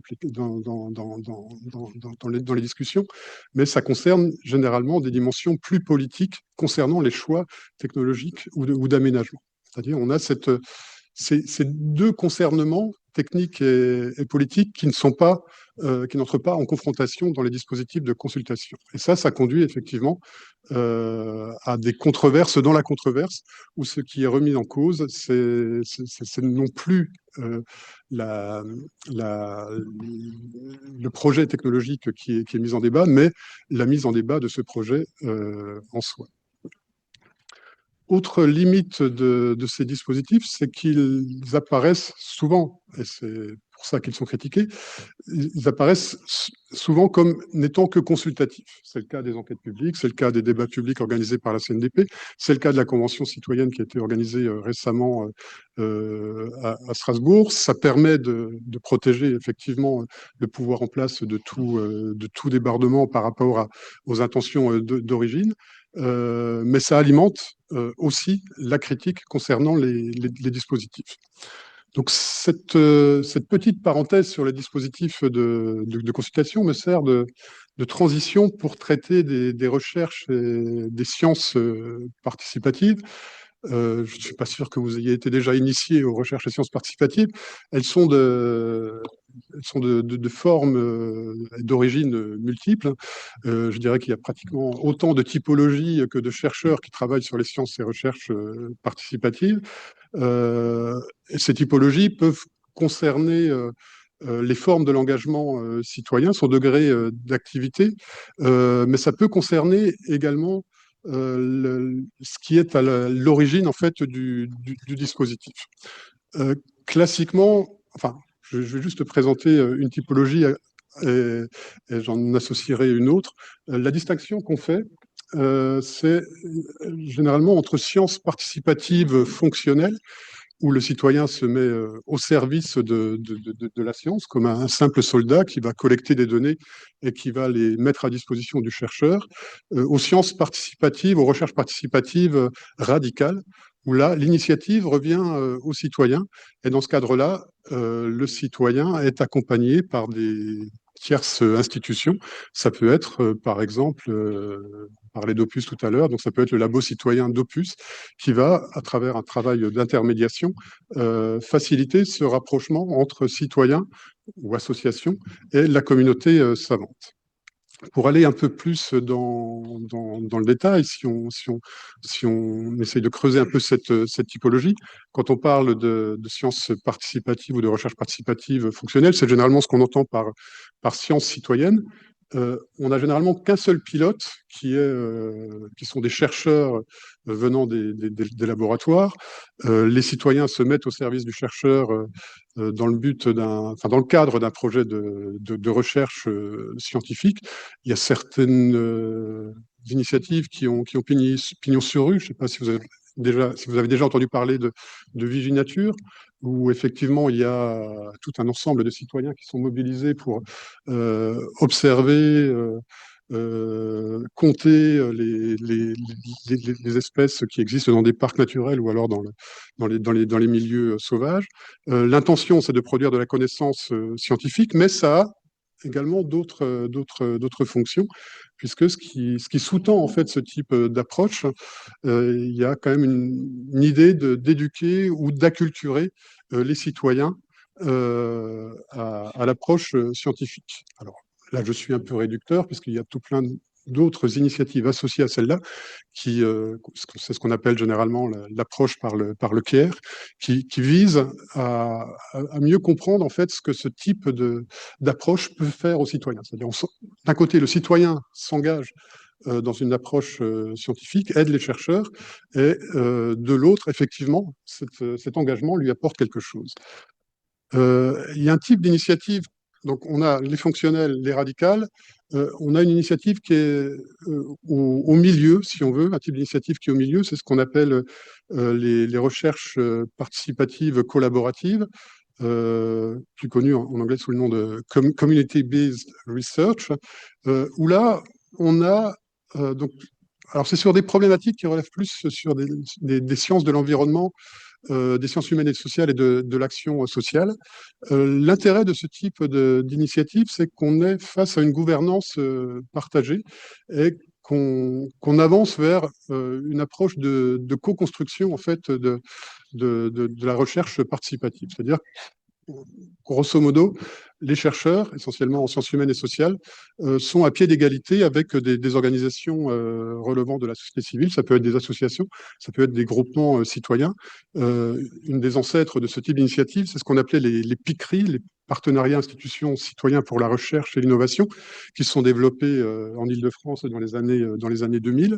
On a une version plus moderne de ce type d'initiative, c'est ce qu'on entend par les boutiques des sciences. On a un représentant de la boutique des sciences de Lyon dans la salle aujourd'hui. Et ça peut être également, il y a un ensemble d'initiatives de ce type qui sont accompagnées par l'Université de Strasbourg dans le cadre d'Opus et dans le cadre du Lab citoyen, c'est-à-dire on est face à des approches où effectivement on est dans la co-construction du projet, dans la co-construction de la gouvernance partagée, et Opus joue un rôle d'intermédiaire ou d'intermédiation dans le cadre de ces projets. Alors, dans ce cadre-là, on est on est dans une approche qui est assez différente de ce que j'ai appelé tout à l'heure les recherches participatives fonctionnelles, puisque les citoyens ou les collectifs qui sont mobilisés dans l'approche, leur contribution ne se limite pas à collecter des informations, mais ils participent, dans certains cas de figure, à la problématisation du domaine de recherche et parfois à l'analyse du domaine de recherche. Donc ça touche à des thématiques qui sont plus proches de celles de l'environnement, de l'action sociale et de la médecine. Il y a, alors, j'ai parlé de recherche participative on va les qualifier de radicales. Pourquoi pas? C'est des initiatives qui sont portées à l'origine par les citoyens. On a un cas bien précis, c'était le cas de la recherche des travaux sur la pollution de l'air et du sol dans la région de Fos-sur-Mer, dans le sud. C'est une initiative qui revient directement aux citoyens. Ils ont été accompagnés par la suite par des chercheurs et par des associations, où là, la problématique et la valorisation des résultats revient directement aux citoyens. Ce qui est intéressant, c'est que dans ce type d'initiative,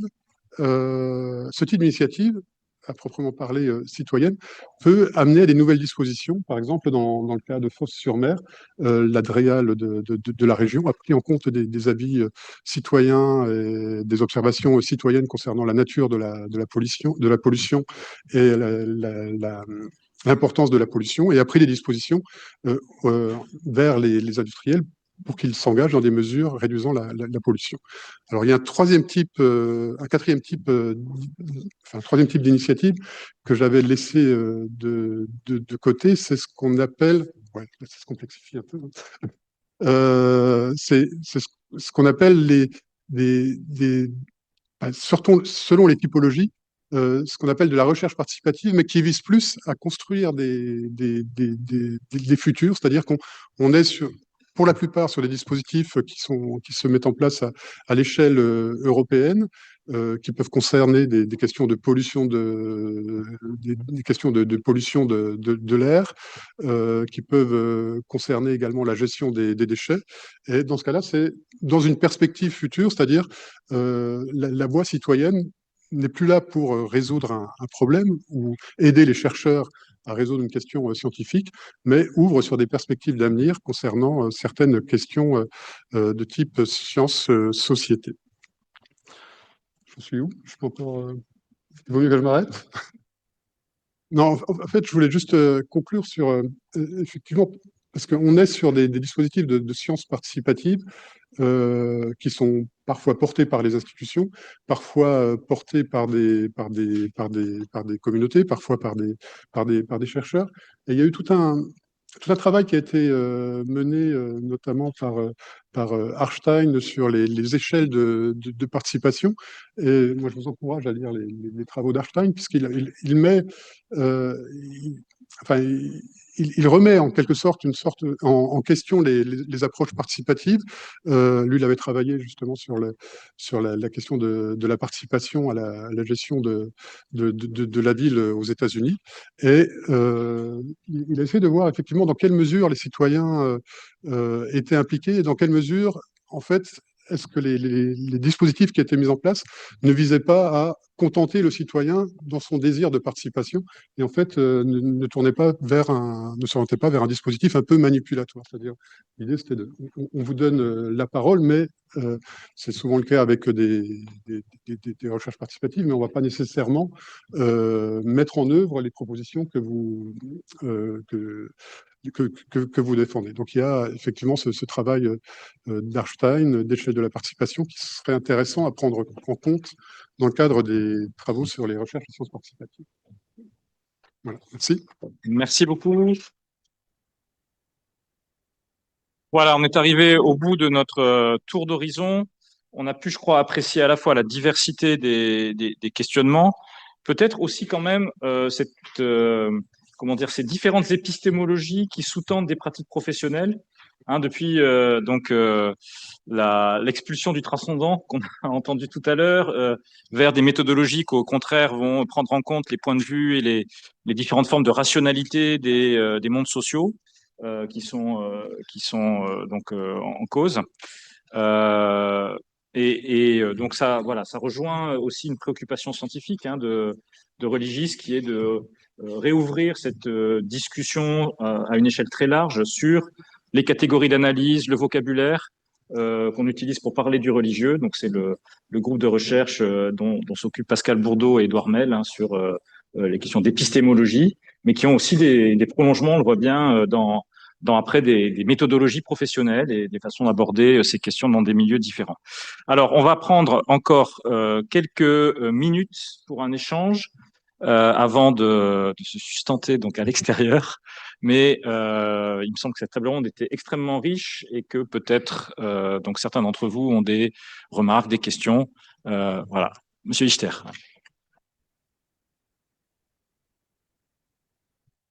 Merci beaucoup. Bonjour.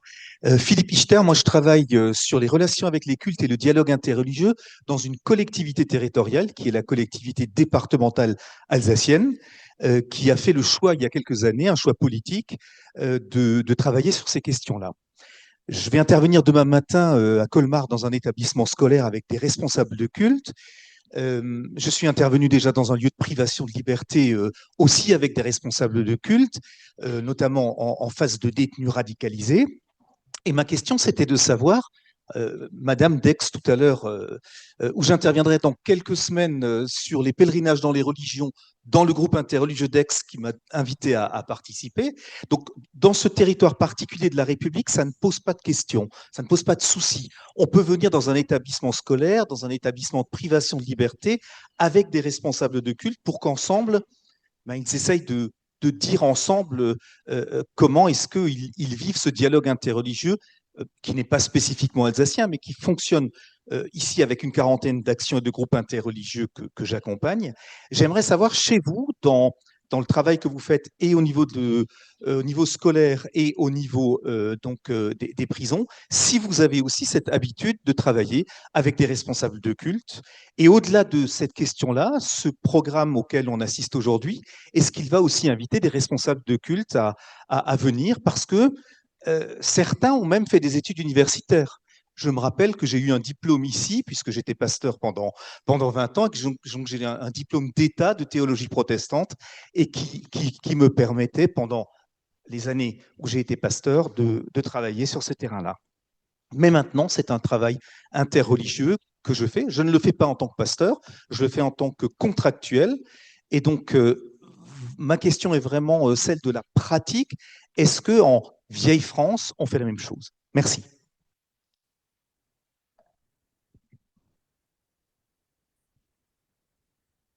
Alors, en France, on ne fait pas venir les responsables religieux dans les établissements scolaires. En revanche, l'enseignement du fait religieux, vous savez, a été introduit à partir du début des années 1990, suite à un rapport de Philippe Joutard en 1989, qui expliquait que notamment les jeunes élèves de l'époque commençaient à avoir une certaine perte du sens par rapport à la compréhension d'une partie du patrimoine. Et donc, c'est à partir de ce moment-là qu'on a commencé à introduire la notion d'enseignement du fait religieux pour justement permettre d'expliquer comment sont construites les sociétés en utilisant un peu ces questions-là. Et dans ce cadre-là, on va plutôt, nous, aller au dehors. Les enseignants vont prendre contact avec les différents responsables de culte. Et dans de nombreuses villes, vous avez des visites où on va passer par une cathédrale, puis une mosquée, puis ensuite une synagogue. Et de cette manière-là, on travaille à la fois cette construction du fait religieux, le patrimoine, et en même temps, il y a cette notion de dialogue interculturel qui est présente aussi.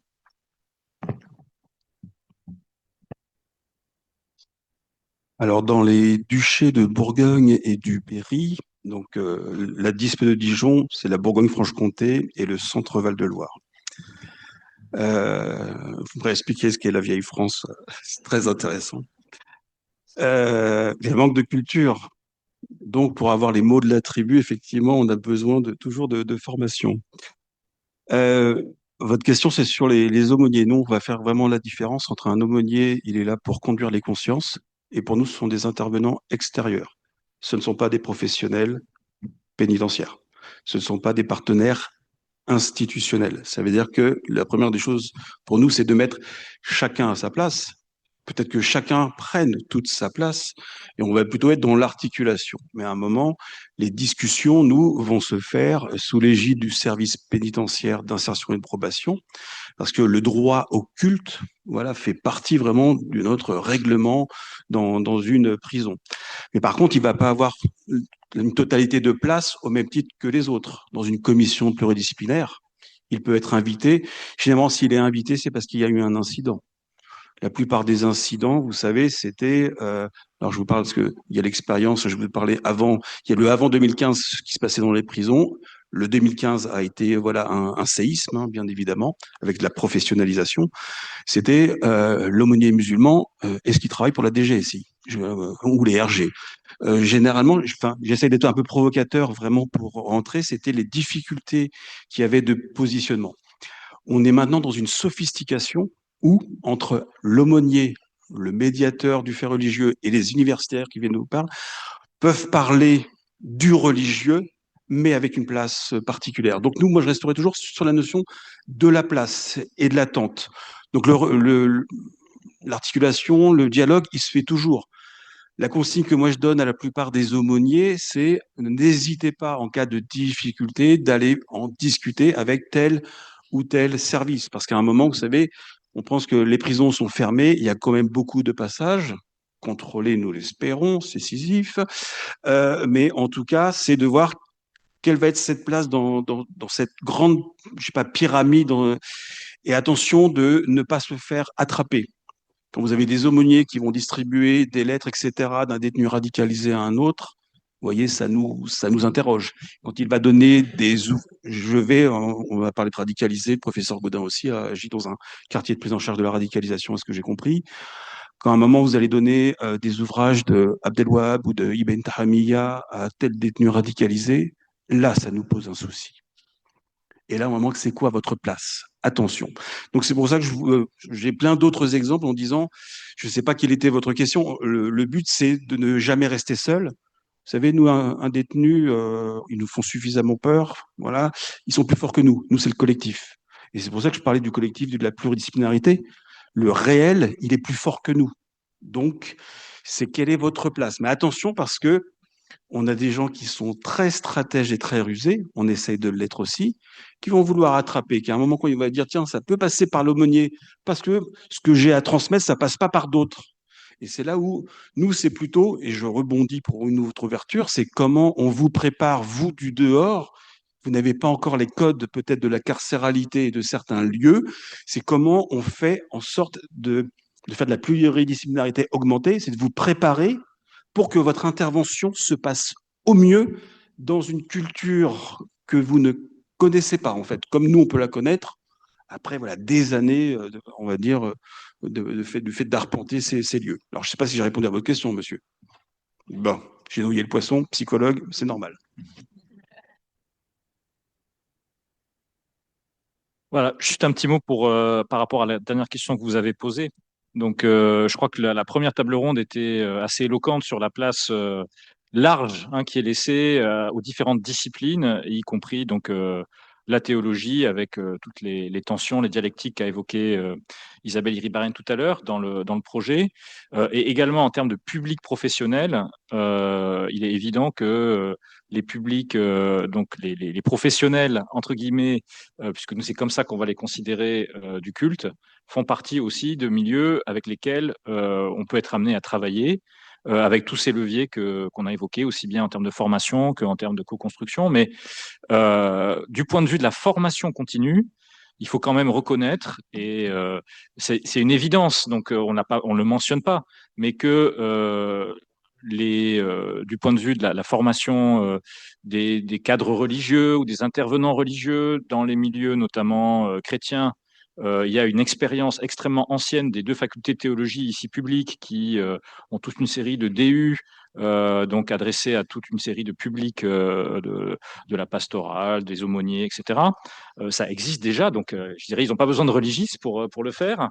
C'est vrai que religiste n'aurait peut-être pas été ce qu'il est devenu sans l'investissement d'un certain nombre de spécialistes de l'islam qui, depuis plusieurs années, ont été mobilisés sur des questions de formation, notamment de formation des cadres religieux musulmans, à travers notamment les actions de l'Institut français d'islamologie, et qui ont été abordés, alors justement pas de la manière dont on l'aborde dans Religis, donc ce serait intéressant à un moment donné de discuter de ces différents modèles de formation, hein, mais toutes les formations qui ont été développées, qui incluent des cadres religieux musulmans ces dernières années dans le cadre de l'Institut français d'islamologie, sont des formations qui sont interprofessionnelles.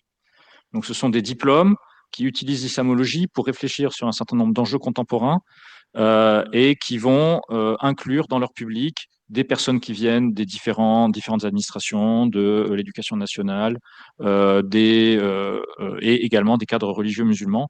Donc voilà, ça fait partie évidemment de l'horizon. Mais c'est justement l'intérêt de pouvoir réouvrir un peu la discussion de façon très large, comme on vient de le faire, que de pouvoir réfléchir aussi à ces expériences telles qu'elles ont été développées et peut-être à la façon dont elles pourraient évoluer. Alors, il y avait d'autres questions, je crois. Oui, professeur Chiabotti. Francesco Chiabotti.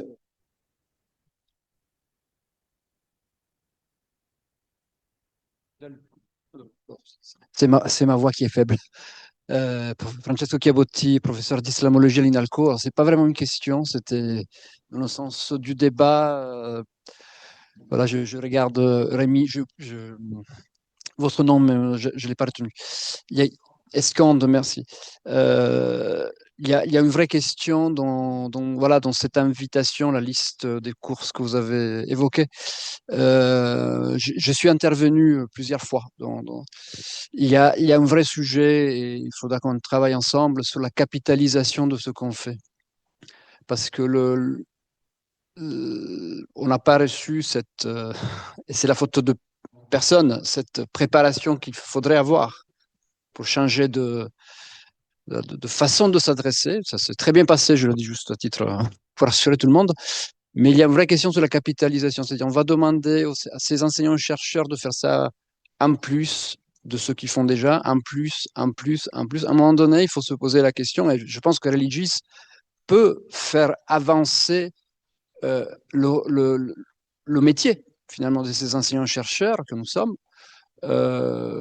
et faire bouger les lignes à l'intérieur de nos établissements, du rectorat, ministère, pour reconnaître de plus en plus la place de la formation continue, de ces choses plus professionnalisantes, entre guillemets, mais qui finalement font partie de ce que nous pouvons et devons faire aussi. Donc, c'est bien de solliciter, mais à un moment donné, il faudrait penser un peu plus haut. Comment capitaliser tout cela? Sinon, on risque de recommencer à chaque fois à zéro. C'est juste, disons, un écueil que j'ai aperçu suite à mon expérience, et ça serait bien de profiter du cadre de Religis que vous mettez en place dans votre axe pour réfléchir aussi à cette problématique. Mais c'est pas une critique, hein. Je le prends pas du tout comme ça. Après, c'est peut-être votre terme de capitalisation que je peux peut-être m'approprier différemment. En guise d'exemple, je parlais l'exposition de l'Institut du monde arabe est passée par de nombreux établissements.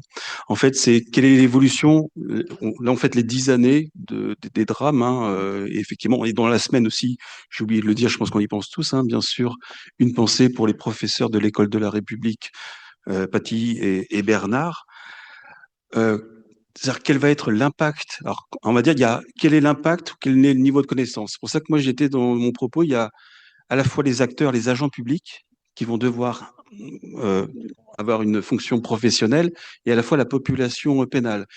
Quel est l'impact d'une exposition qu'on va mettre sur les murs, ce que j'appelle du one-shot?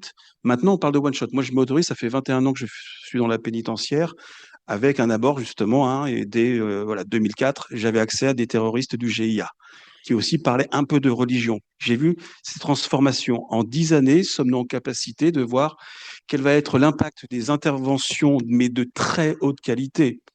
Moi, quand Mathieu Terrier m'explique l'épistémologie dans la philosophie de l'islam, je suis passionné. Et en même temps, je regarde le public. J'ai dit, attention, est-ce qu'ils y ont accès?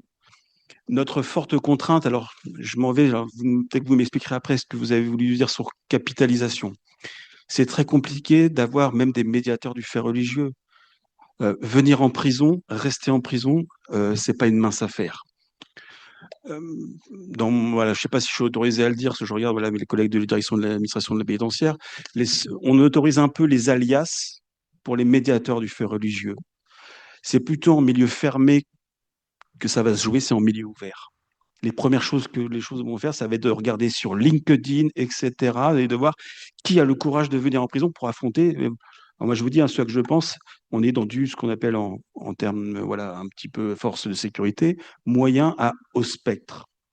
Là, pour l'instant, voilà, on est dans une sphère un petit peu basse, mais les personnes vont sortir. Et donc, l'exposition des noms, etc., elle peut être aussi un danger. La capitalisation, c'est de penser sur, au moins on a 10 ans, qu'est-ce qui a été fait actuellement? Est-ce que ça a impacté? Est-ce que ça va au désengagement? Moi, je vous disais, mais de manière très rapide, parce qu'on n'est pas que sur religion, islam et prison, c'est que maintenant, le one-shot n'est plus efficace pour nous. Ce qui a été fait en 2015, on ne le fait plus en 2025. Si ce n'est pas accompagné, si la population pénale n'est pas préparée, si elle n'a pas le niveau d'appropriation, on fait venir des gens, des agrégés de très haut niveau.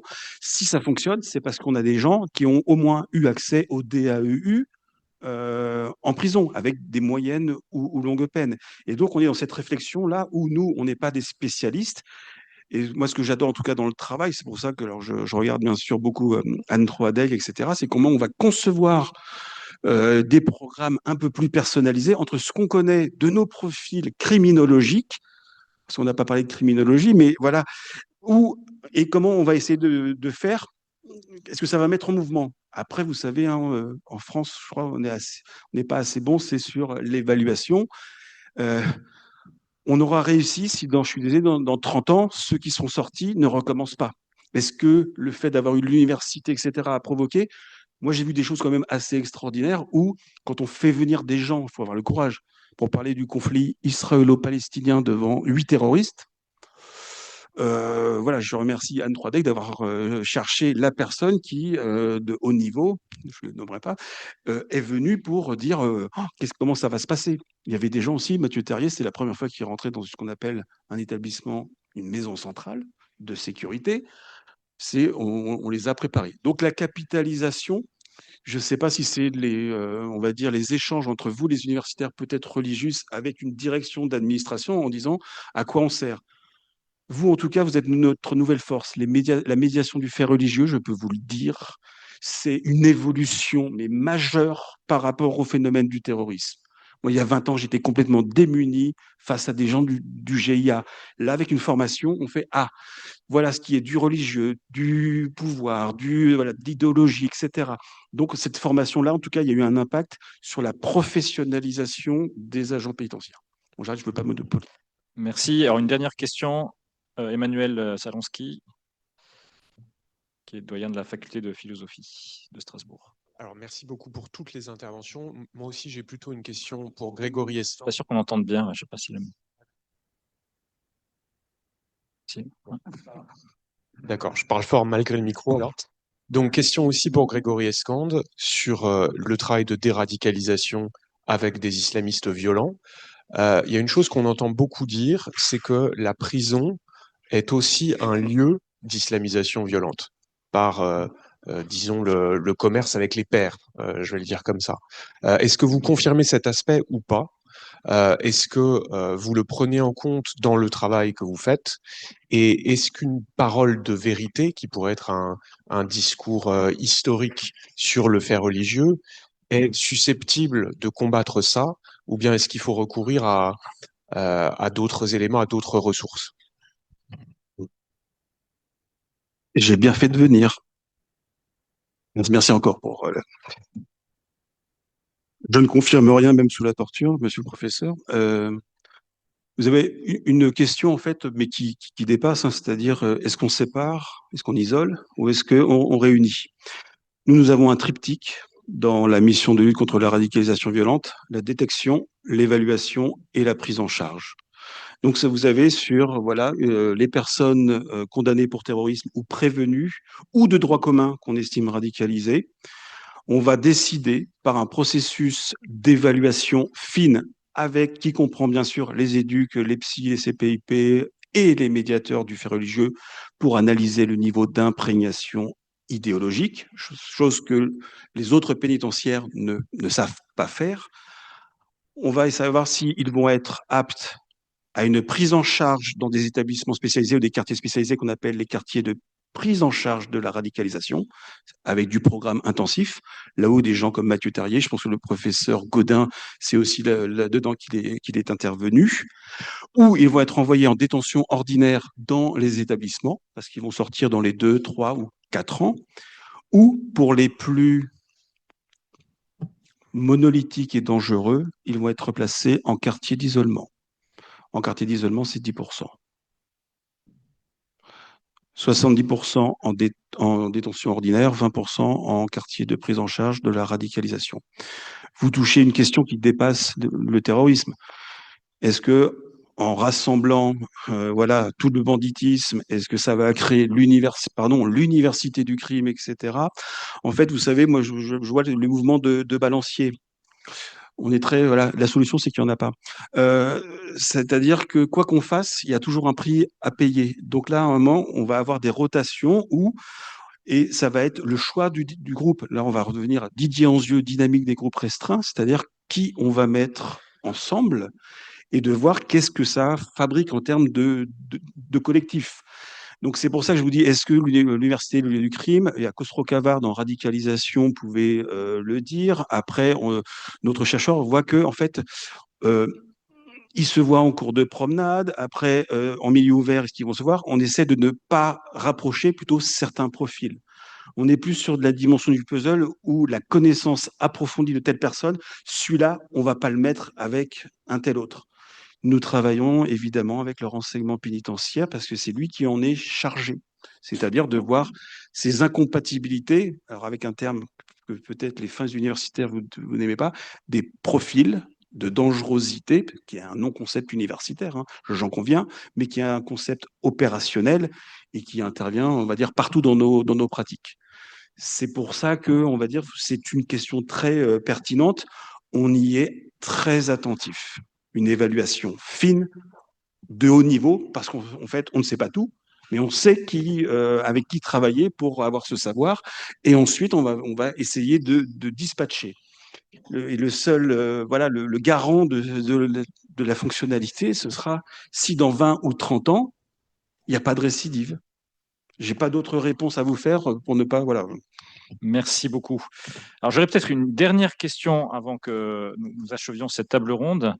Après avoir notamment entendu la présentation de Philippe Gaudin et rappelé donc l'importance de ce rapport Debré, l'ampleur des initiatives qui ont été notamment portées par l'IREL depuis donc l'IESR IREL depuis 25 ans.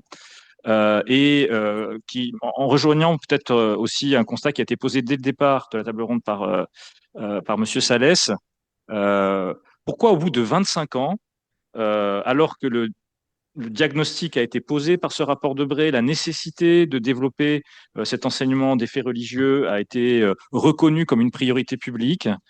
Pourquoi est-ce que 25 ans plus tard, on se retrouve finalement avec des constats et des discours par rapport à l'éducation qui sont à peu près les mêmes que ceux du début des années 2000?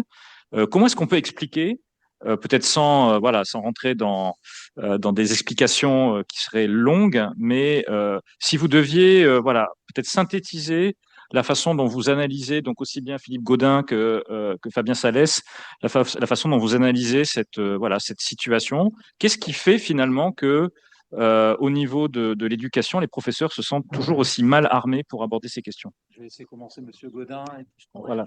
D'accord, merci. Oui, alors évidemment, immense question. Je vais essayer de répondre d'une manière très synthétique Et j'en profiterai aussi peut-être pour tenter quand même une réponse assez courte et simple et qui soit comme un écho à l'intitulé de notre table ronde, Science, religion et société. Je dirais deux choses sur la question de l'enseignement des faits religieux à l'école publique.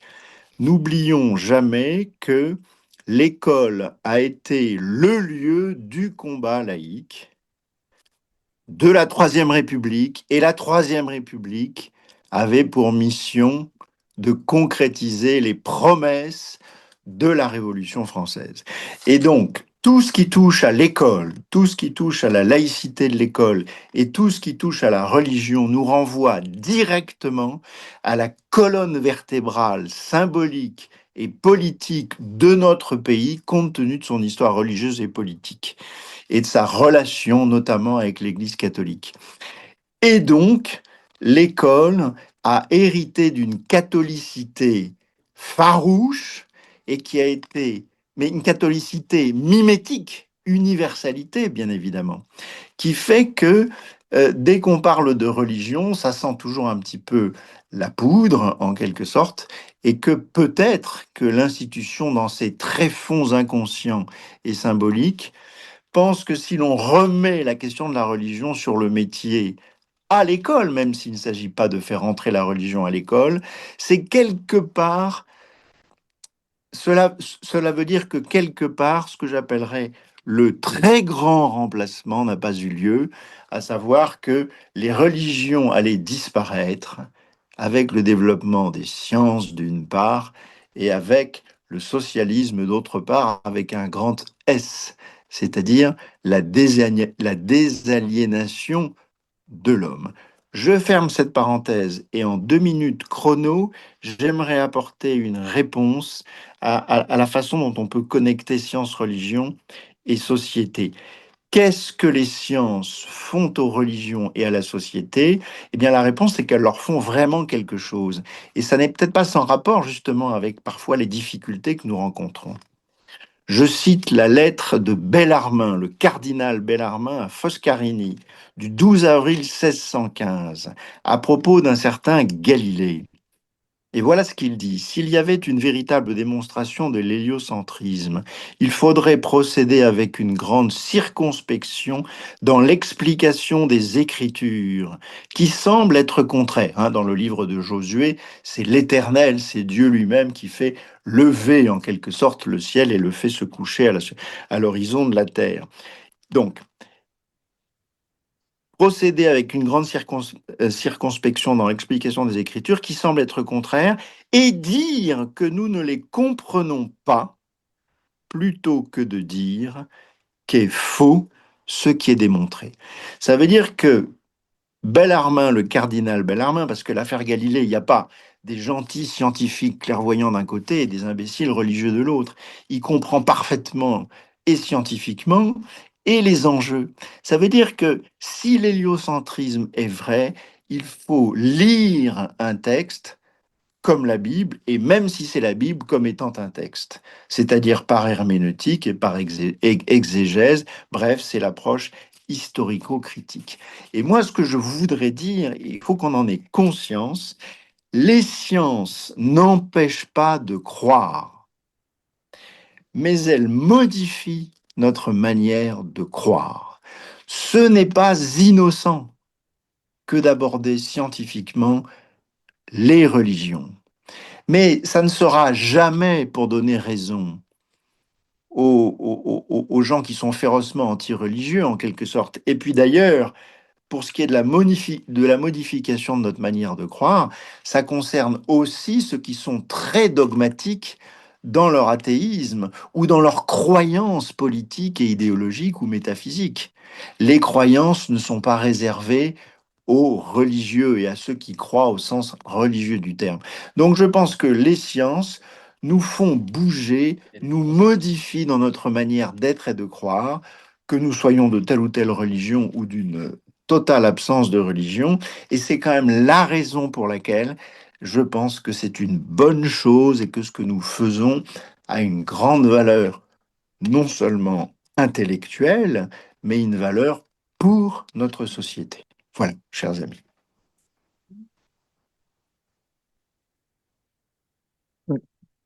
Alors, pour revenir à votre question de manière un peu plus prosaïque, je dirais qu'on a été à la conjonction de deux phénomènes. C'est-à-dire que le premier, on a vu déjà qu'il a fallu deux rapports. Le rapport Joutard en 89, puis le rapport Debré dont vous avez parlé. Comme tout rapport, le temps que ça imprègne la machinerie relativement lourde qui est celle de l'éducation nationale, il a déjà fallu un petit peu de temps.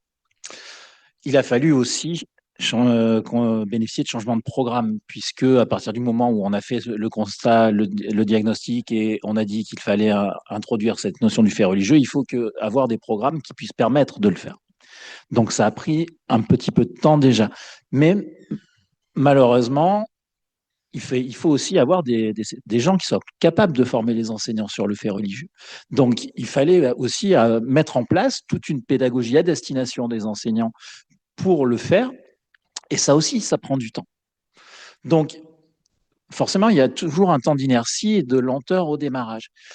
Et par la suite, depuis 2010 environ, on se heurte à une autre difficulté qui est malheureusement l'appauvrissement de la formation continue et de la formation disciplinaire qui fait que malheureusement, eh bien, il y a des arbitrages qui sont faits et ces 10 dernières années, on arbitre beaucoup plus en privilégiant les formations, on va dire, didactiques que les formations de fond, de niveau universitaire. Et malheureusement, ça explique que dans ces arbitrages, beaucoup de formations sur le fait religieux, sur le fond même, n'ont pas été retenues ou de manière très disparate suivant les académies.